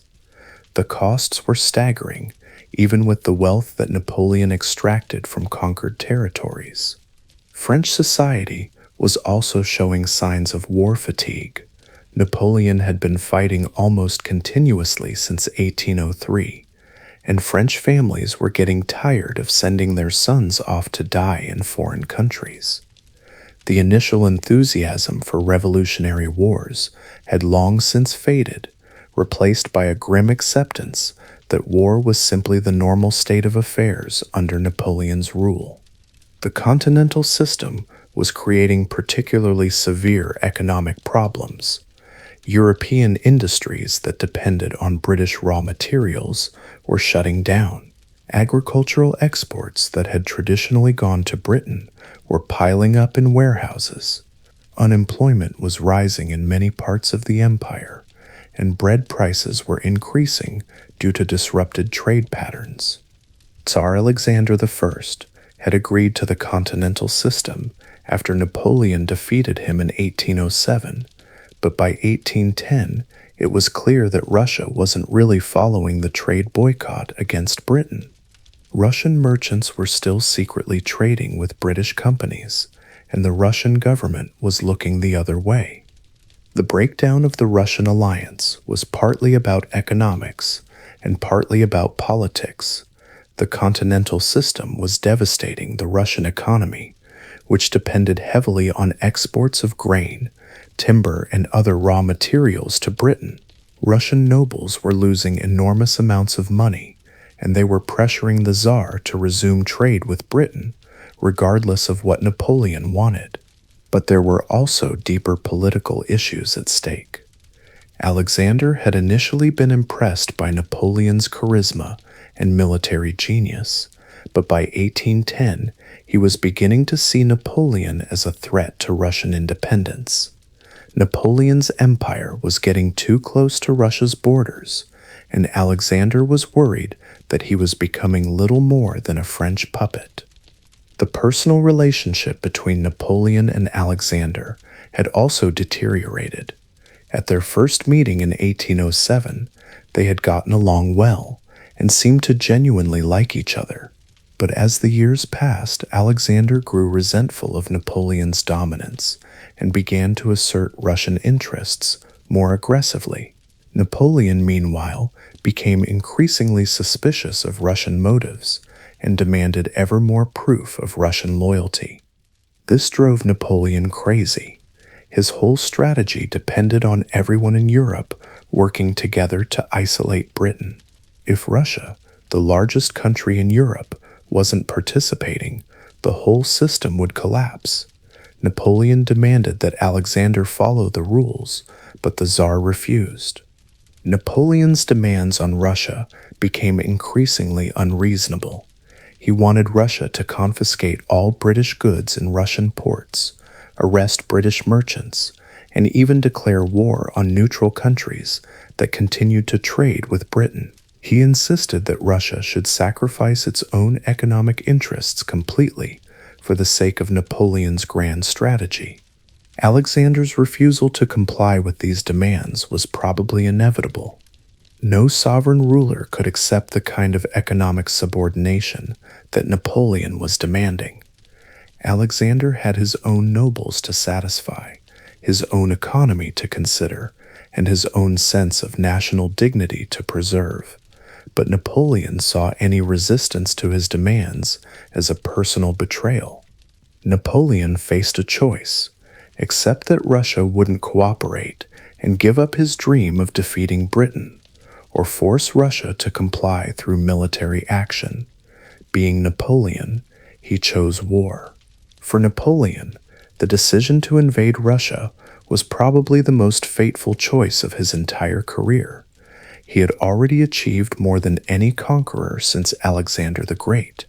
He controlled most of Europe, had established his dynasty, and had created a new form of government that combined revolutionary principles with imperial grandeur. A wise leader might have been satisfied with these achievements and focused on consolidating his gains. But Napoleon couldn't accept that there were limits to his power. The idea that Alexander could simply refuse to obey his demands was intolerable to someone who had grown accustomed to reshaping Europe through force of will. Napoleon convinced himself that one more decisive military victory would solve all his problems and make him the undisputed master of the world. In 1812, Napoleon assembled the largest army in European history for his invasion of Russia. The Grande Armée included not just French soldiers, but troops from all over Napoleon's empire: Germans, Italians, Poles, and others. In total, about 600,000 men marched toward Russia, making it one of the largest military operations in human history. The composition of the Grande Armée showed both the extent of Napoleon's empire and its inherent weaknesses. Less than half of the 600,000 men were actually French. The rest were Germans, Italians, Poles, Dutch, Spanish, and representatives of dozens of other nationalities. Many of these men had little loyalty to Napoleon personally and were fighting mainly because their rulers had been forced to provide troops. The logistical challenge of supplying such a massive army was almost incomprehensible. Napoleon's quartermasters had to organize food, ammunition, medical supplies, and equipment for 600,000 men and over 200,000 horses. They had to coordinate supply convoys across hundreds of miles of primitive roads. They had to plan for everything from horseshoes to surgical instruments. Napoleon was confident that this massive force would quickly defeat the Russians and force them back into his continental system. He expected a short campaign, maybe a few months, that would end with the Russians begging for peace. He had beaten Russian armies before, and he had never lost a major campaign. Napoleon's confidence was based on his previous successes, but it also showed a dangerous level of overconfidence. He assumed that the Russians would fight the same kind of war as the Austrians or Prussians, a few major battles that would decide the outcome quickly. He didn't seriously consider the possibility that the Russians might use their vast territory and harsh climate as weapons against him. But Napoleon was about to learn that conquering Russia was very different from conquering other European countries. Russia was huge, the climate was brutal, and the Russian strategy was unlike anything Napoleon had faced before. Russia was simply too big to conquer in the traditional sense. The distance from the Polish border to Moscow was about 700 miles, roughly the same as from Paris to Rome. Beyond Moscow lay another 4,000 miles of Russian territory, stretching to the Pacific Ocean. Even if Napoleon captured Moscow and St. Petersburg, the Russians could retreat to Siberia and continue fighting indefinitely. The Russian High Command, led by General Mikhail Kutuzov, understood that their only chance against Napoleon was to avoid the kind of decisive battle that had destroyed other European armies. Instead, they planned to trade space for time, drawing Napoleon deeper into Russia while preserving their own forces for a counterattack when the French army was exhausted and overextended. Instead of fighting a major battle near the border like Napoleon expected, the Russians kept retreating deeper and deeper into their vast country. They burned crops and supplies as they retreated, leaving nothing for Napoleon's army to live off. This was called a scorched earth strategy, and it was designed to wear down the invading army through hunger and exhaustion. The Russian scorched earth policy was implemented with ruthless efficiency. Russian troops burned grain stores, drove away livestock, destroyed bridges, and filled wells with debris. Anything that might be useful to the French army was destroyed or removed. The retreating Russians left behind a wasteland that couldn't support a large army. This strategy was psychologically devastating for Napoleon's troops. They had expected to live off the land, as they had done in previous campaigns. Instead, They found themselves marching through a barren landscape where even basic necessities were unavailable. Soldiers who had dreamed of looting rich Russian cities found themselves desperately searching for food and clean water. Napoleon kept chasing the Russian army deeper into Russia, expecting them to turn and fight a decisive battle. His army was getting strung out over hundreds of miles, and his supply lines were getting longer and longer.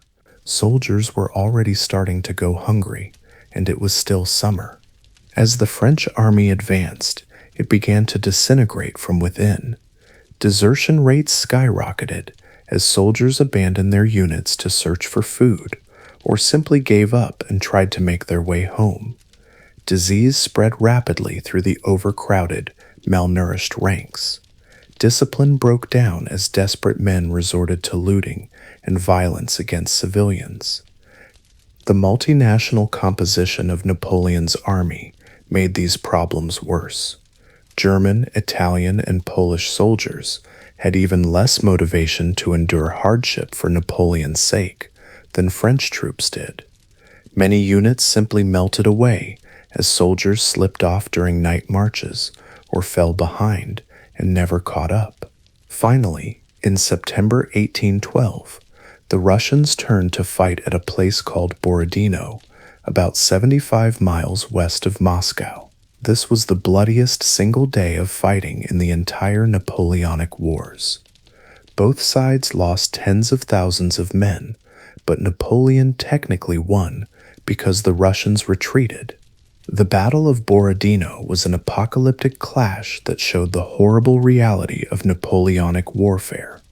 For an entire day, over 250,000 men blasted each other with cannons and muskets across a relatively small battlefield. The carnage was indescribable. French and Russian soldiers literally climbed over piles of corpses to continue fighting. Napoleon's artillery fired over 90,000 cannonballs during the battle, creating a continuous roar that could be heard for miles. The smoke from gunpowder was so thick that commanders couldn't see what was happening on other parts of the battlefield. Entire regiments disappeared in the chaos, and some units suffered 90% casualties. But it was a Pyrrhic victory. Napoleon's army was badly weakened, and the Russians weren't defeated, they just kept retreating. When Napoleon finally reached Moscow in September 1812, he found that most of the population had fled, and much of the city was empty. Napoleon's entry into Moscow should have been his greatest triumph. Moscow was the ancient capital of Russia, the holy city of Russian Orthodoxy, and the symbolic heart of the Russian Empire. Capturing Moscow should have forced the Russians to surrender, just as capturing Vienna had forced Austria to surrender, and capturing Berlin had forced Prussia to surrender. But Moscow in 1812 was unlike any other capital Napoleon had captured. The Russian government had fled to St. Petersburg, taking most of the court and administration with them. The wealthy nobles had evacuated to their country estates. Even many ordinary citizens had left the city, taking their portable possessions with them. Napoleon found himself the conqueror of an empty shell. Napoleon waited in Moscow for weeks, expecting the Tsar to send representatives to negotiate peace, but no one came. The Russians were perfectly willing to sacrifice their ancient capital rather than give in to Napoleon's demands. Napoleon's stay in Moscow revealed how completely he had misunderstood Russian culture and politics. He expected the Russians to behave like other Europeans, to calculate costs and benefits rationally, and surrender when continued resistance became too expensive. But the Russians were fighting for their national survival, and they were prepared to sacrifice everything rather than submit to foreign domination. During his weeks in Moscow, Napoleon sent several peace offers to Alexander, each one more desperate than the last. He offered to withdraw to Poland, to respect Russian independence, even to pay reparations for the damage his army had caused. But Alexander refused even to acknowledge these offers.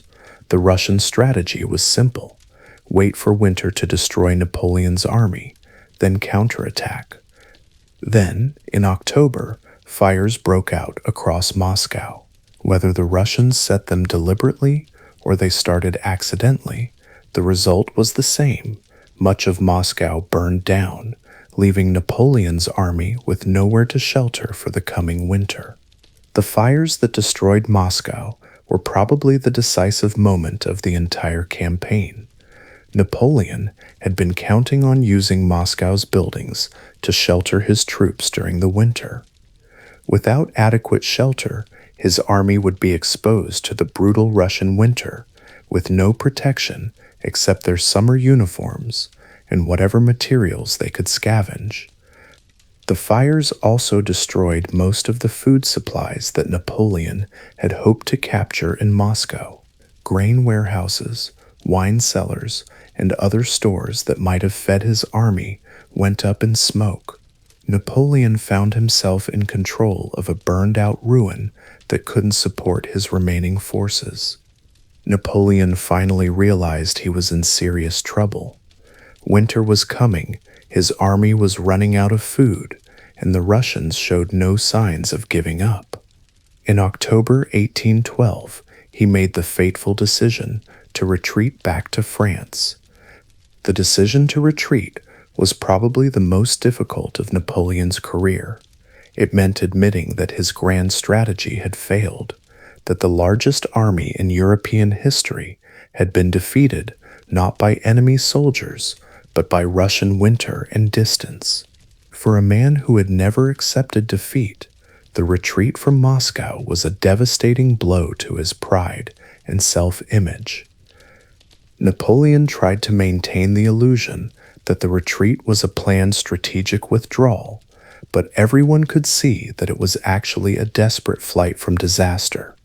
The emperor who had marched into Russia with 600,000 men was now leading the survivors in a race against winter and pursuing Russian forces. The retreat from Moscow became one of the greatest disasters in military history. Napoleon's army was constantly attacked by Russian cavalry and irregular forces.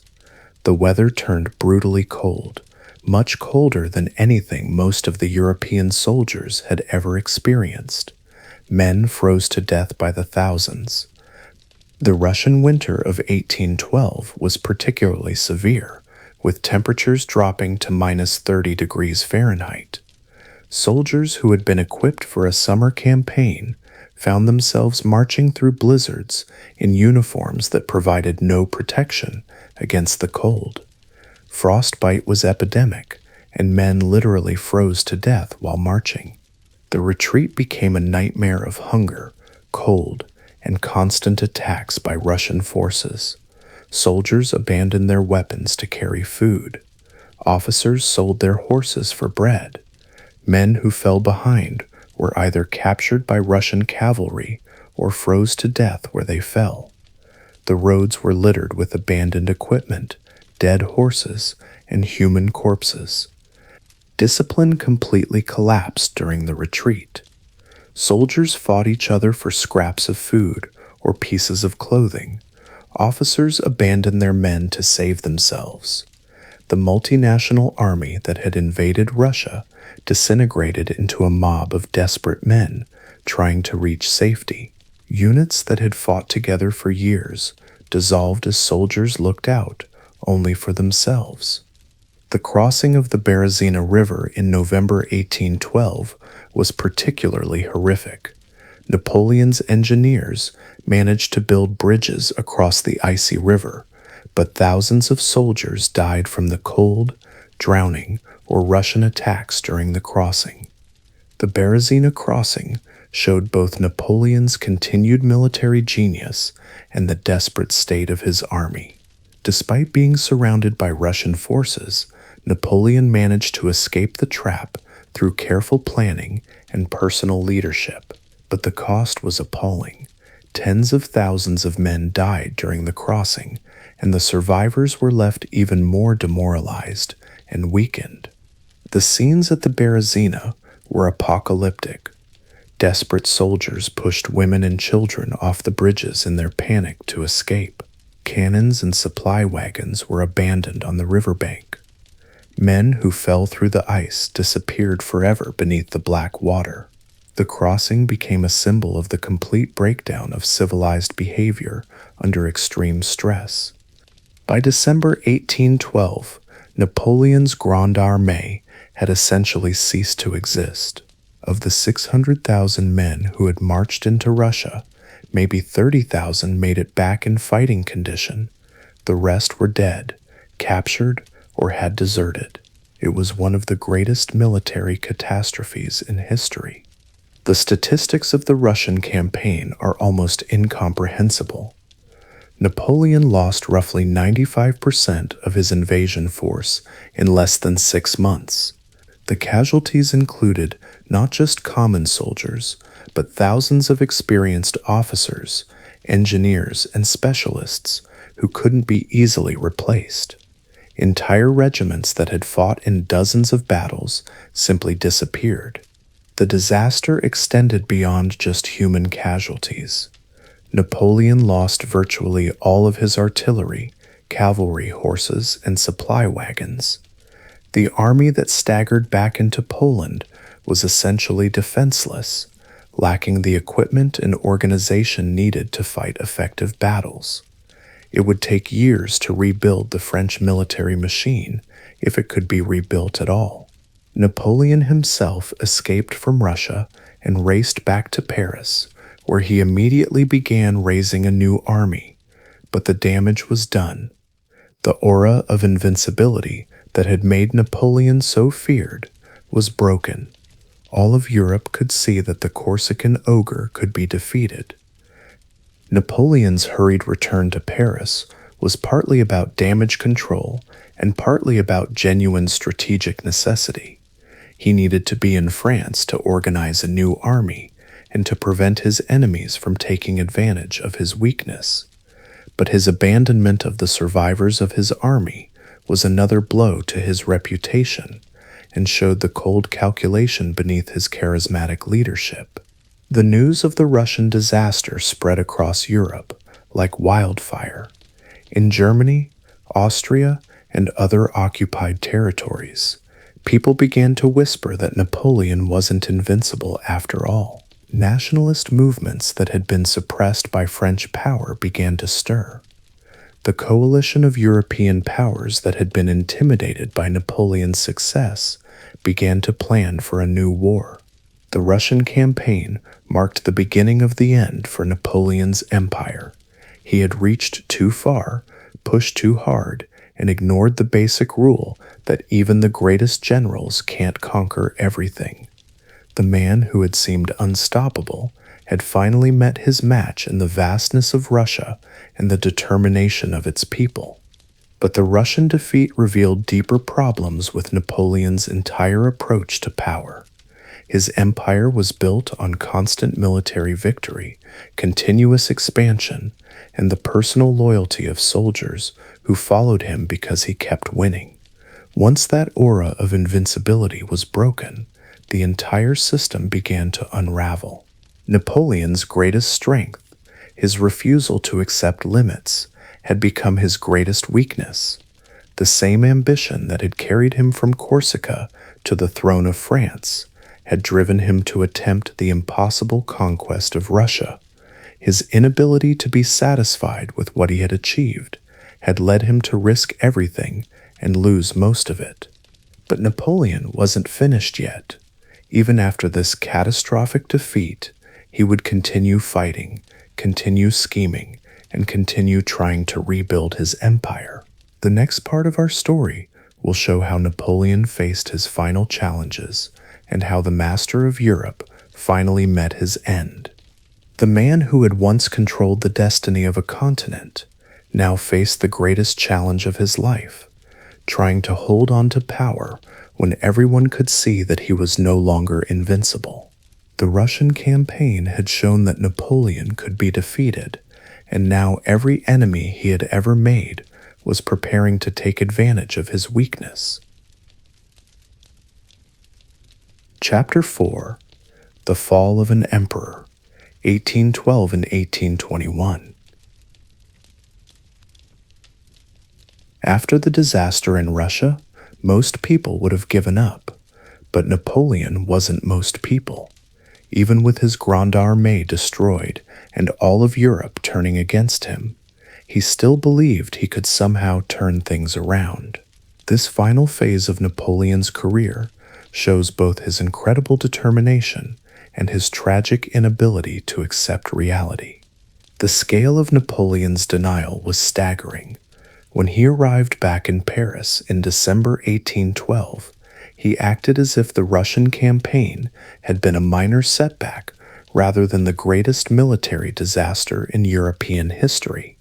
He held court ceremonies, gave optimistic speeches about future victories, and behaved as if he still commanded the respect and fear of all Europe.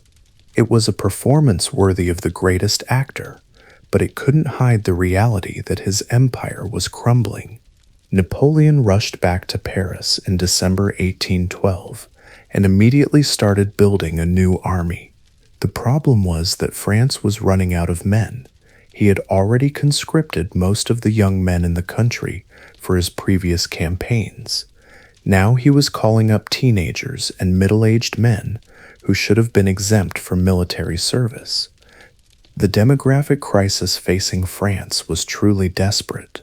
Napoleon's wars had already killed or maimed an entire generation of young Frenchmen. The countryside was filled with widows and orphans. Villages that had once sent dozens of young men to the army could now barely scrape together a handful of recruits. France was literally running out of people to fight Napoleon's wars. The new conscription laws were ruthless and unpopular. Boys as young as 16 were drafted, along with men in their 40s who had families to support. Wedding ceremonies were held in secret to avoid the draft boards. Young men mutilated themselves to avoid military service, and desertion rates reached epidemic proportions. The French people, who had once enthusiastically supported Napoleon's wars, were now desperately trying to avoid participating in them. Napoleon also faced a severe shortage of experienced officers and non-commissioned officers. The Russian campaign had killed thousands of sergeants, lieutenants, and captains, the backbone of any effective army. The new recruits were led by inexperienced officers who had been promoted far beyond their abilities simply because there was no one else available. Meanwhile, all of Napoleon's enemies smelled blood in the water. Britain, Russia, Prussia, and Austria formed a new coalition against him. Even some of Napoleon's former allies switched sides, figuring it was better to join the winning team. The same German states that had eagerly joined Napoleon when he was winning now turned against him when he started losing. The Sixth Coalition represented the most formidable alliance Napoleon had ever faced. Unlike previous coalitions, which had been plagued by conflicting objectives and poor coordination, this alliance was united by a single goal: the complete destruction of Napoleon's power. The Allies had learned from their previous mistakes and were now fighting with the same ruthless efficiency that Napoleon had once used against them. Britain played a crucial role in organizing and financing this coalition. British gold flowed to European capitals, funding new armies and providing the economic foundation for the war against Napoleon. The British also provided military advisors who helped the Allied armies adopt the tactical innovations that Napoleon had pioneered. In essence, the Allies were using Napoleon's own methods against him. The defection of Napoleon's former allies was particularly devastating. The Kingdom of Naples, ruled by Napoleon's brother-in-law Joachim Murat, switched sides in a desperate attempt to save his throne. Bavaria, Württemberg, and other German states that had been loyal members of the Confederation of the Rhine abandoned Napoleon and joined the coalition. Even within France, there were whispers of discontent among Napoleon's own marshals and ministers. In 1813, Napoleon faced this new coalition at the Battle of Leipzig, which became known as the Battle of the Nations because so many different countries were involved. It was the largest battle in European history up to that point, with over 500,000 soldiers fighting across 3 days. The preparation for Leipzig showed both Napoleon's continued military genius and the impossible situation he faced. Despite his limited resources, he managed to assemble an army of about 190,000 men and position them to fight the much larger Allied force. His strategic deployment was masterful, and for a moment it seemed like he might pull off another impossible victory. The first day of fighting at Leipzig went relatively well for Napoleon. His troops, many of them raw recruits, fought with surprising courage and effectiveness. Napoleon's tactical skills were still sharp, and he managed to coordinate complex maneuvers across a vast battlefield. For a few hours, it looked like the old magic might still work. Napoleon actually fought brilliantly at Leipzig, but he was simply outnumbered. The Allied armies had learned from their previous defeats and were using Napoleon's own tactics against him. When some of Napoleon's German allies switched sides in the middle of the battle, his position became hopeless. The betrayal of Napoleon's German allies during the battle was one of the most dramatic moments of the entire Napoleonic Wars. Saxon troops, who had been fighting alongside the French for years, suddenly turned their guns on their former comrades. It was a devastating psychological blow that showed how completely Napoleon's position had deteriorated. The sight of Allied soldiers switching sides in the middle of battle shattered the morale of Napoleon's remaining forces. Troops who had been fighting desperately suddenly realized that they were surrounded by enemies on all sides. What had been a difficult battle became a rout as French units began to disintegrate. Napoleon's retreat from Leipzig was a nightmare of confusion and panic. Bridges were blown up too early, trapping thousands of French soldiers on the wrong side of rivers. Supply trains were abandoned, and wounded soldiers were left behind to be captured by the advancing Allies. The army that had entered the battle with some hope of victory was now a demoralized mob, fleeing for its life. The defeat at Leipzig was devastating. Napoleon lost about 60,000 men and had to retreat all the way back to France. For the first time since the revolution began, foreign armies were preparing to invade France itself. The hunter had become the hunted. The psychological impact of Leipzig was even more significant than the military consequences. Napoleon's aura of invincibility, already damaged by the Russian disaster, was now completely shattered.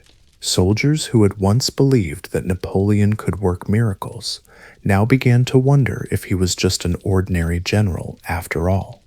The retreat to France was a humiliating reversal of all Napoleon's previous campaigns.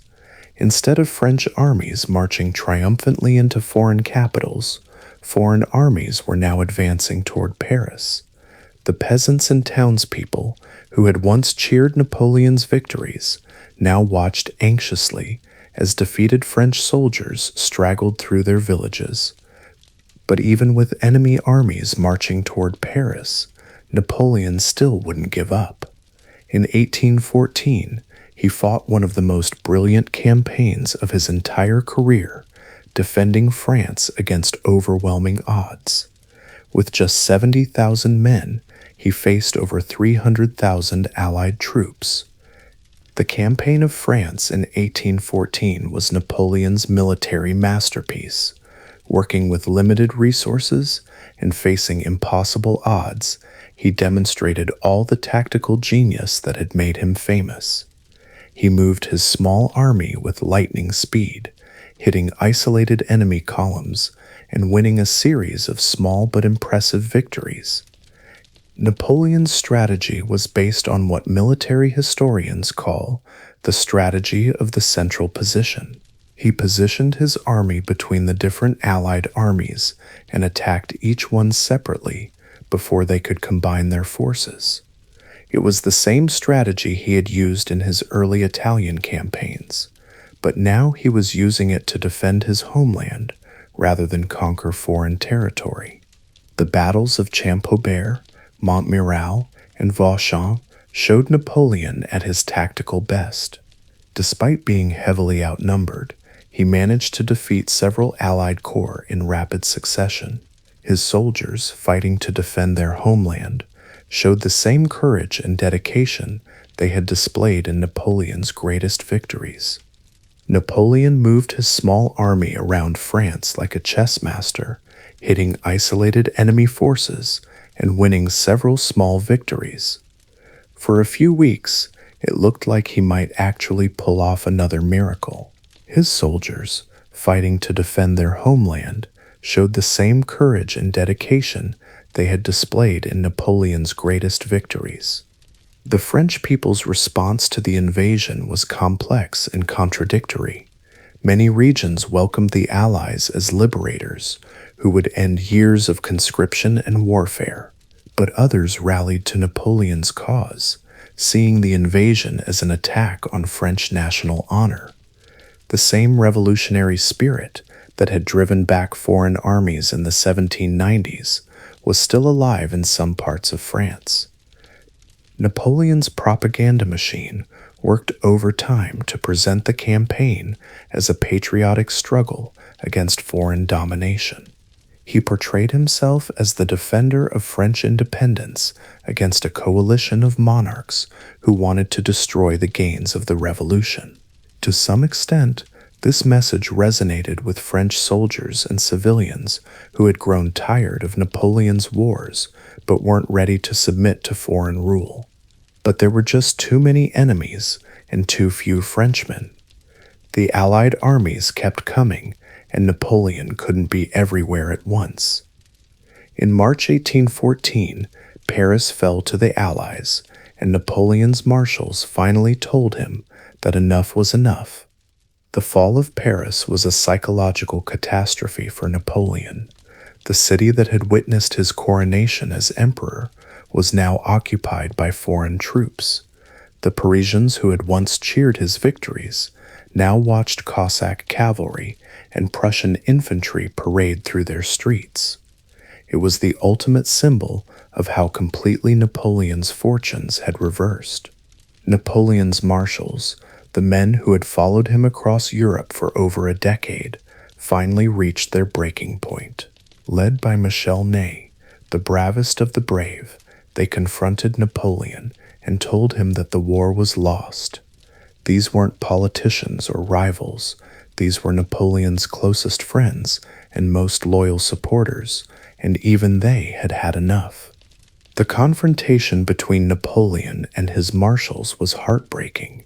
These men had shared the glory of Austerlitz, the triumph of Jena, and the disasters of Russia and Leipzig. They had been promoted from common soldiers to dukes and princes through their loyalty to Napoleon. But they could no longer watch France be destroyed for the sake of one man's ambition. On April 6, 1814, Napoleon abdicated as Emperor of the French. It was an incredible moment. The man who had crowned himself emperor was now giving up his crown. The Allies exiled him to the island of Elba, off the coast of Italy, where he was allowed to keep the title of emperor, but only ruled a tiny island with about 12,000 inhabitants. The abdication document was brief and dignified, but it represented the end of an era.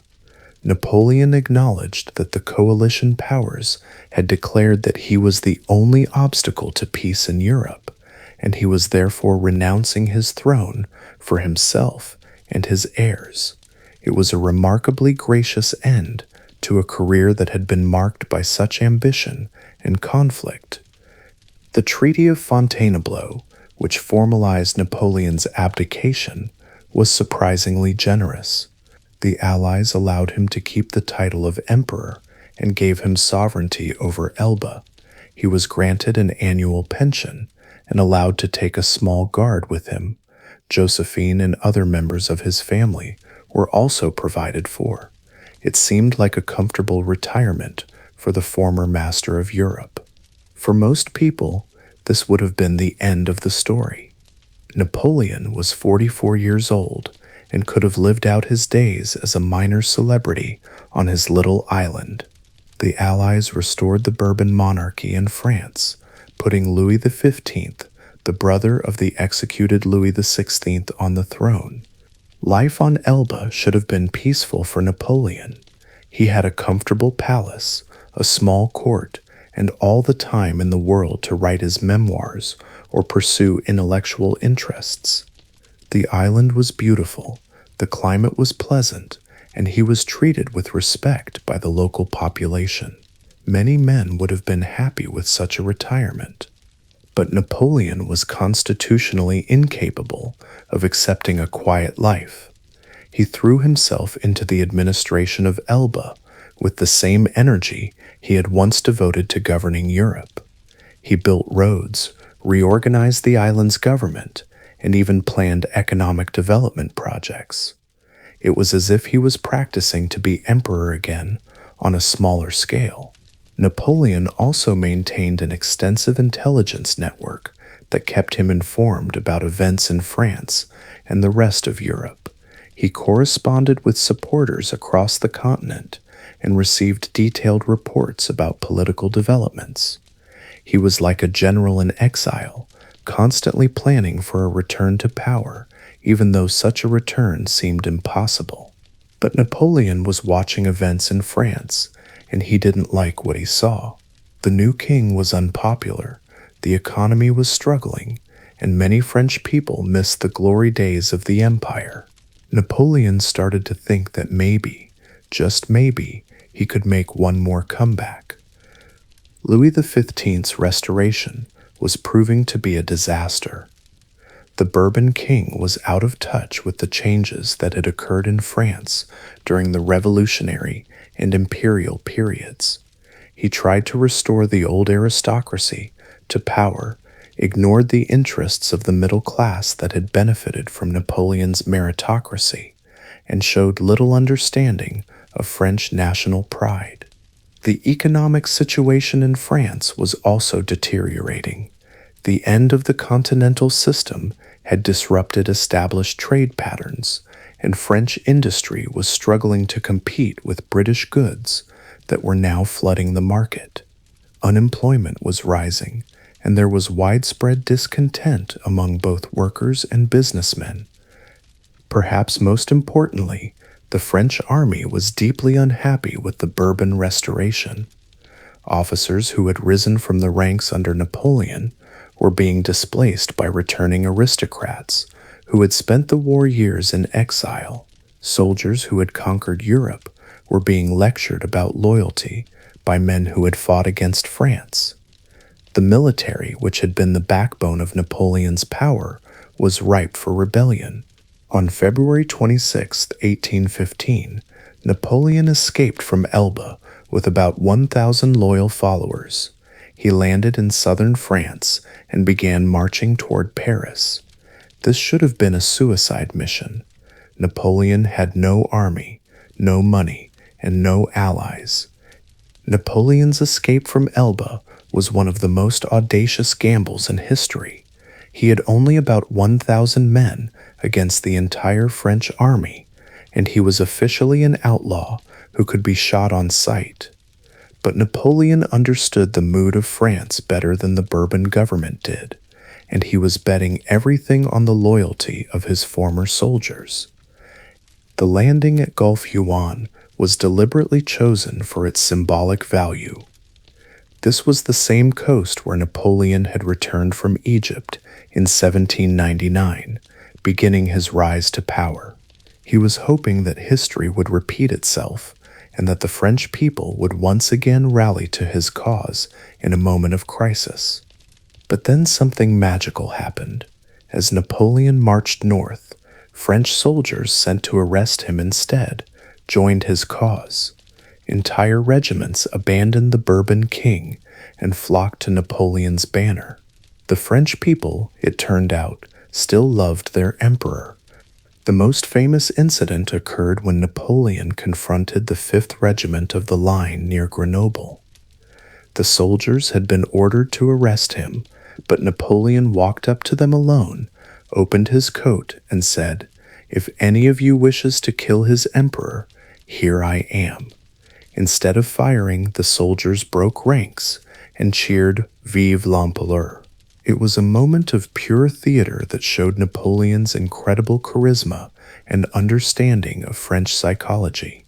General Michel Ney, who had promised Louis XV that he would bring Napoleon back to Paris in an iron cage, instead joined his former master when they met near Auxerre. Ney's defection was particularly significant because he was one of France's most respected military leaders and had been among those who had forced Napoleon to abdicate the previous year. As news of Napoleon's march spread, the Bourbon government panicked.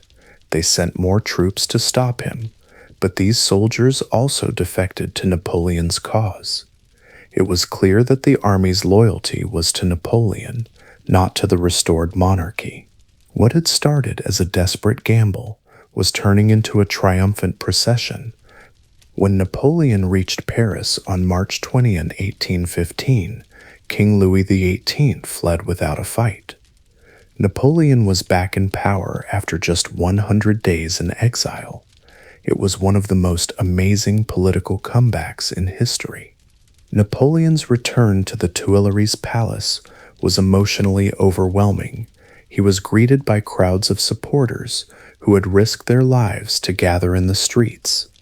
Veterans of his campaigns wept openly as they saw their emperor return. For a moment, it seemed like the glory days of the empire had returned. But Napoleon's return terrified the rest of Europe.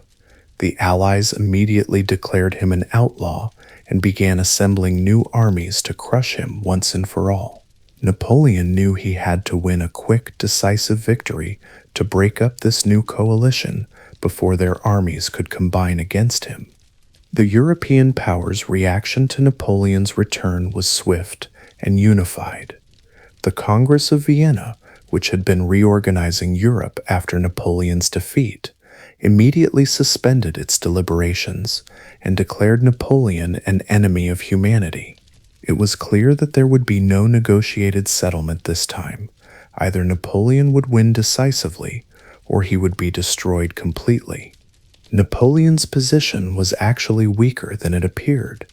While he had regained control of France, he had no allies and was facing the combined opposition of virtually all of Europe. The French people might have welcomed his return, but they were tired of war and not eager for another round of campaigns that would drain the country's resources.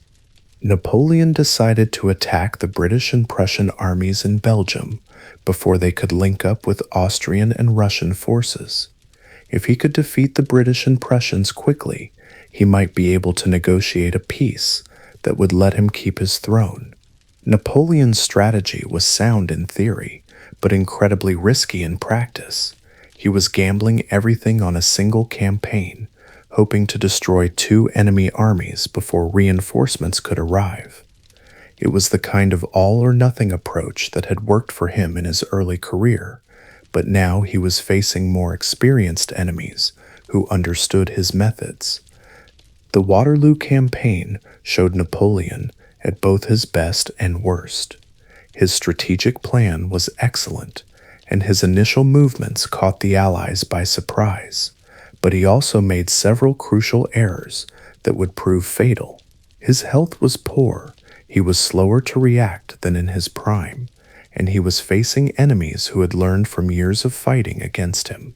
The campaign that followed led to the most famous battle in European history, Waterloo. On June 18, 1515, Napoleon faced the Duke of Wellington's Anglo-Dutch army near the small Belgian town of Waterloo. Napoleon was confident. He had beaten other Allied armies before, and he believed Wellington was no match for his tactical genius. Napoleon's confidence before Waterloo was based on his long record of success against coalition armies.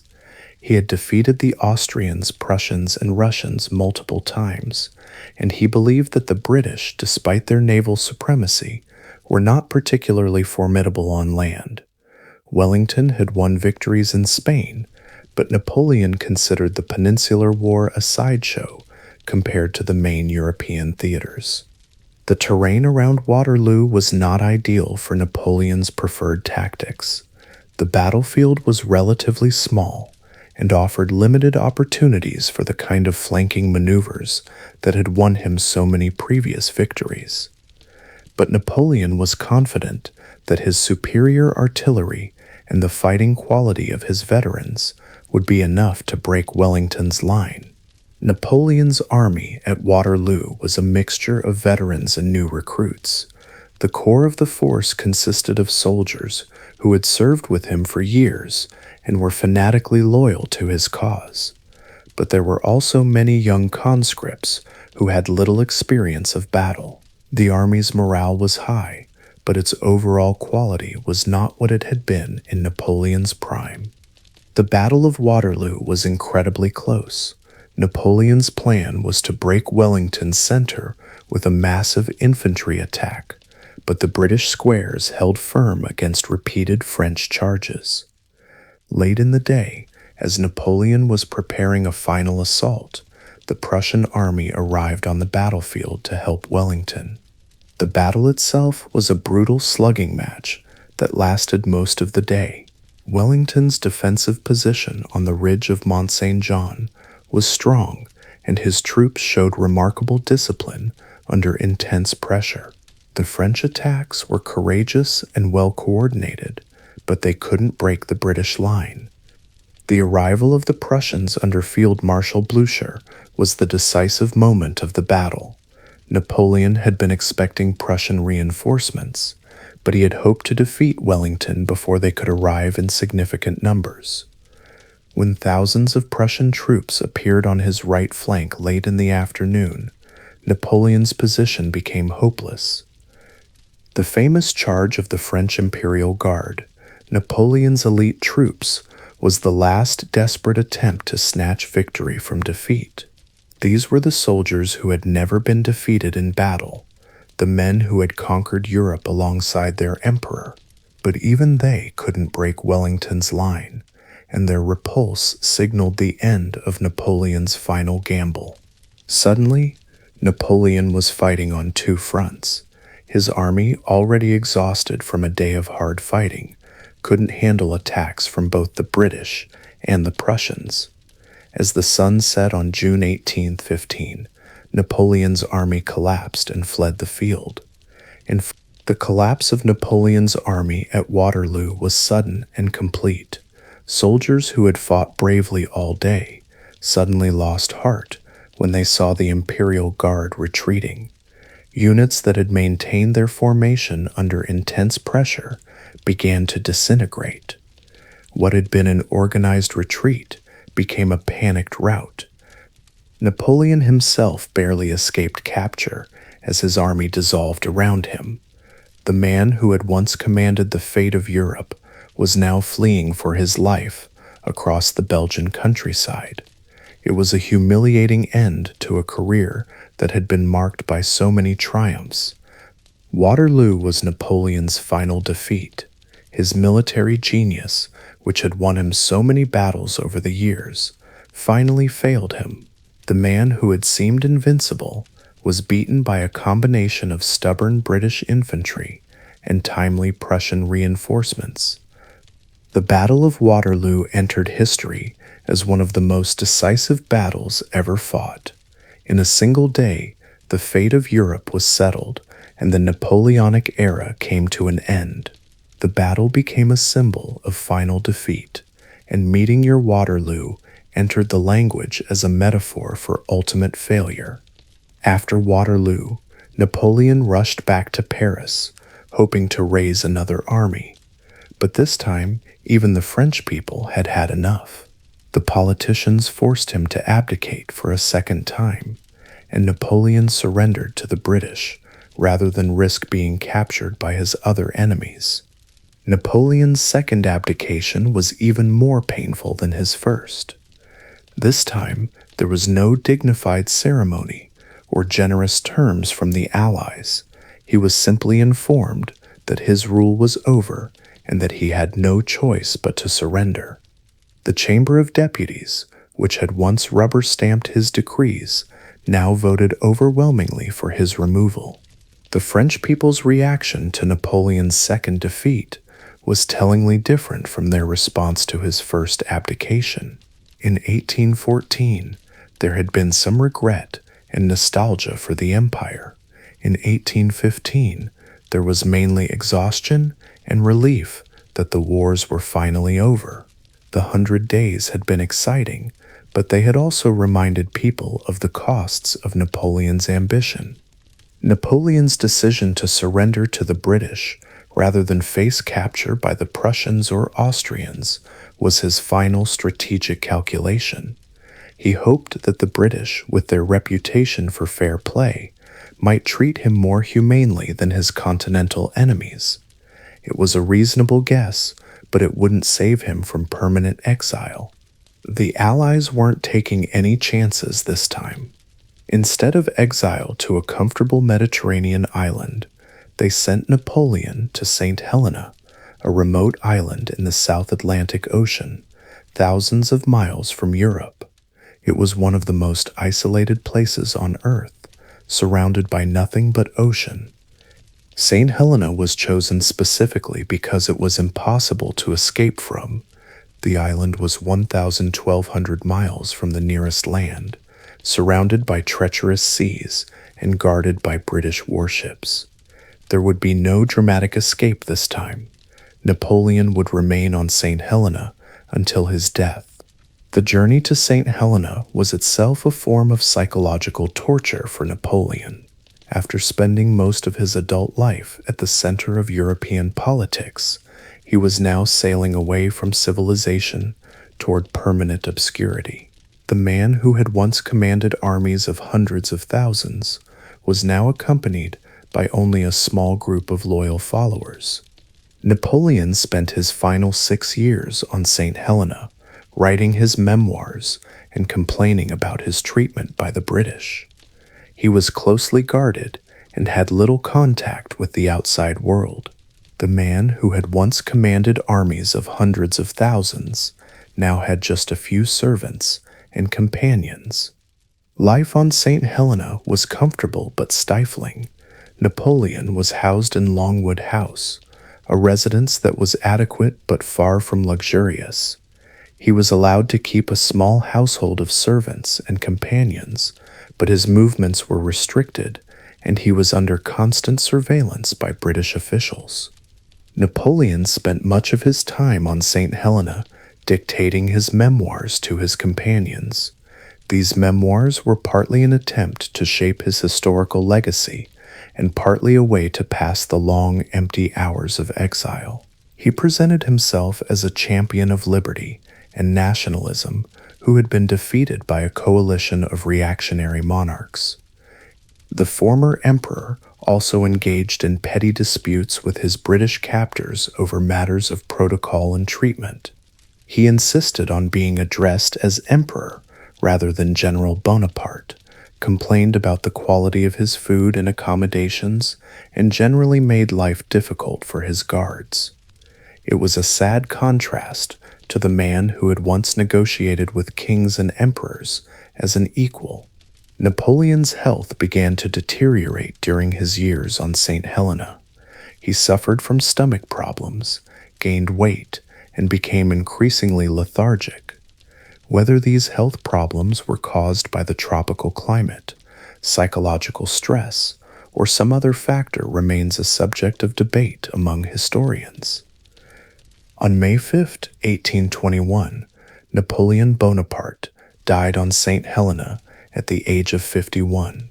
The official cause of death was stomach cancer, though some people suspected poison.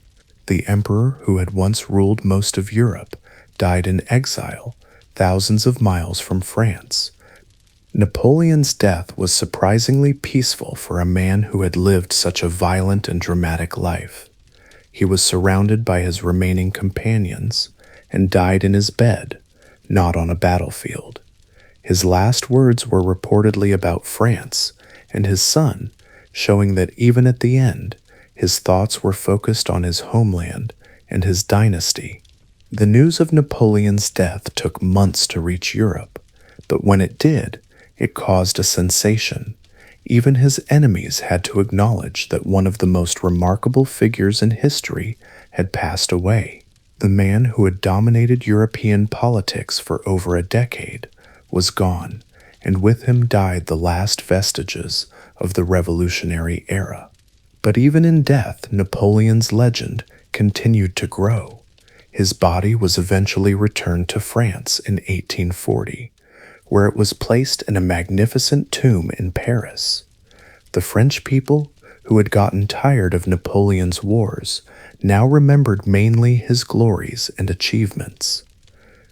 The return of Napoleon's remains to France in 1840 was a massive spectacle that showed how much his reputation had been rehabilitated in the decades since his death.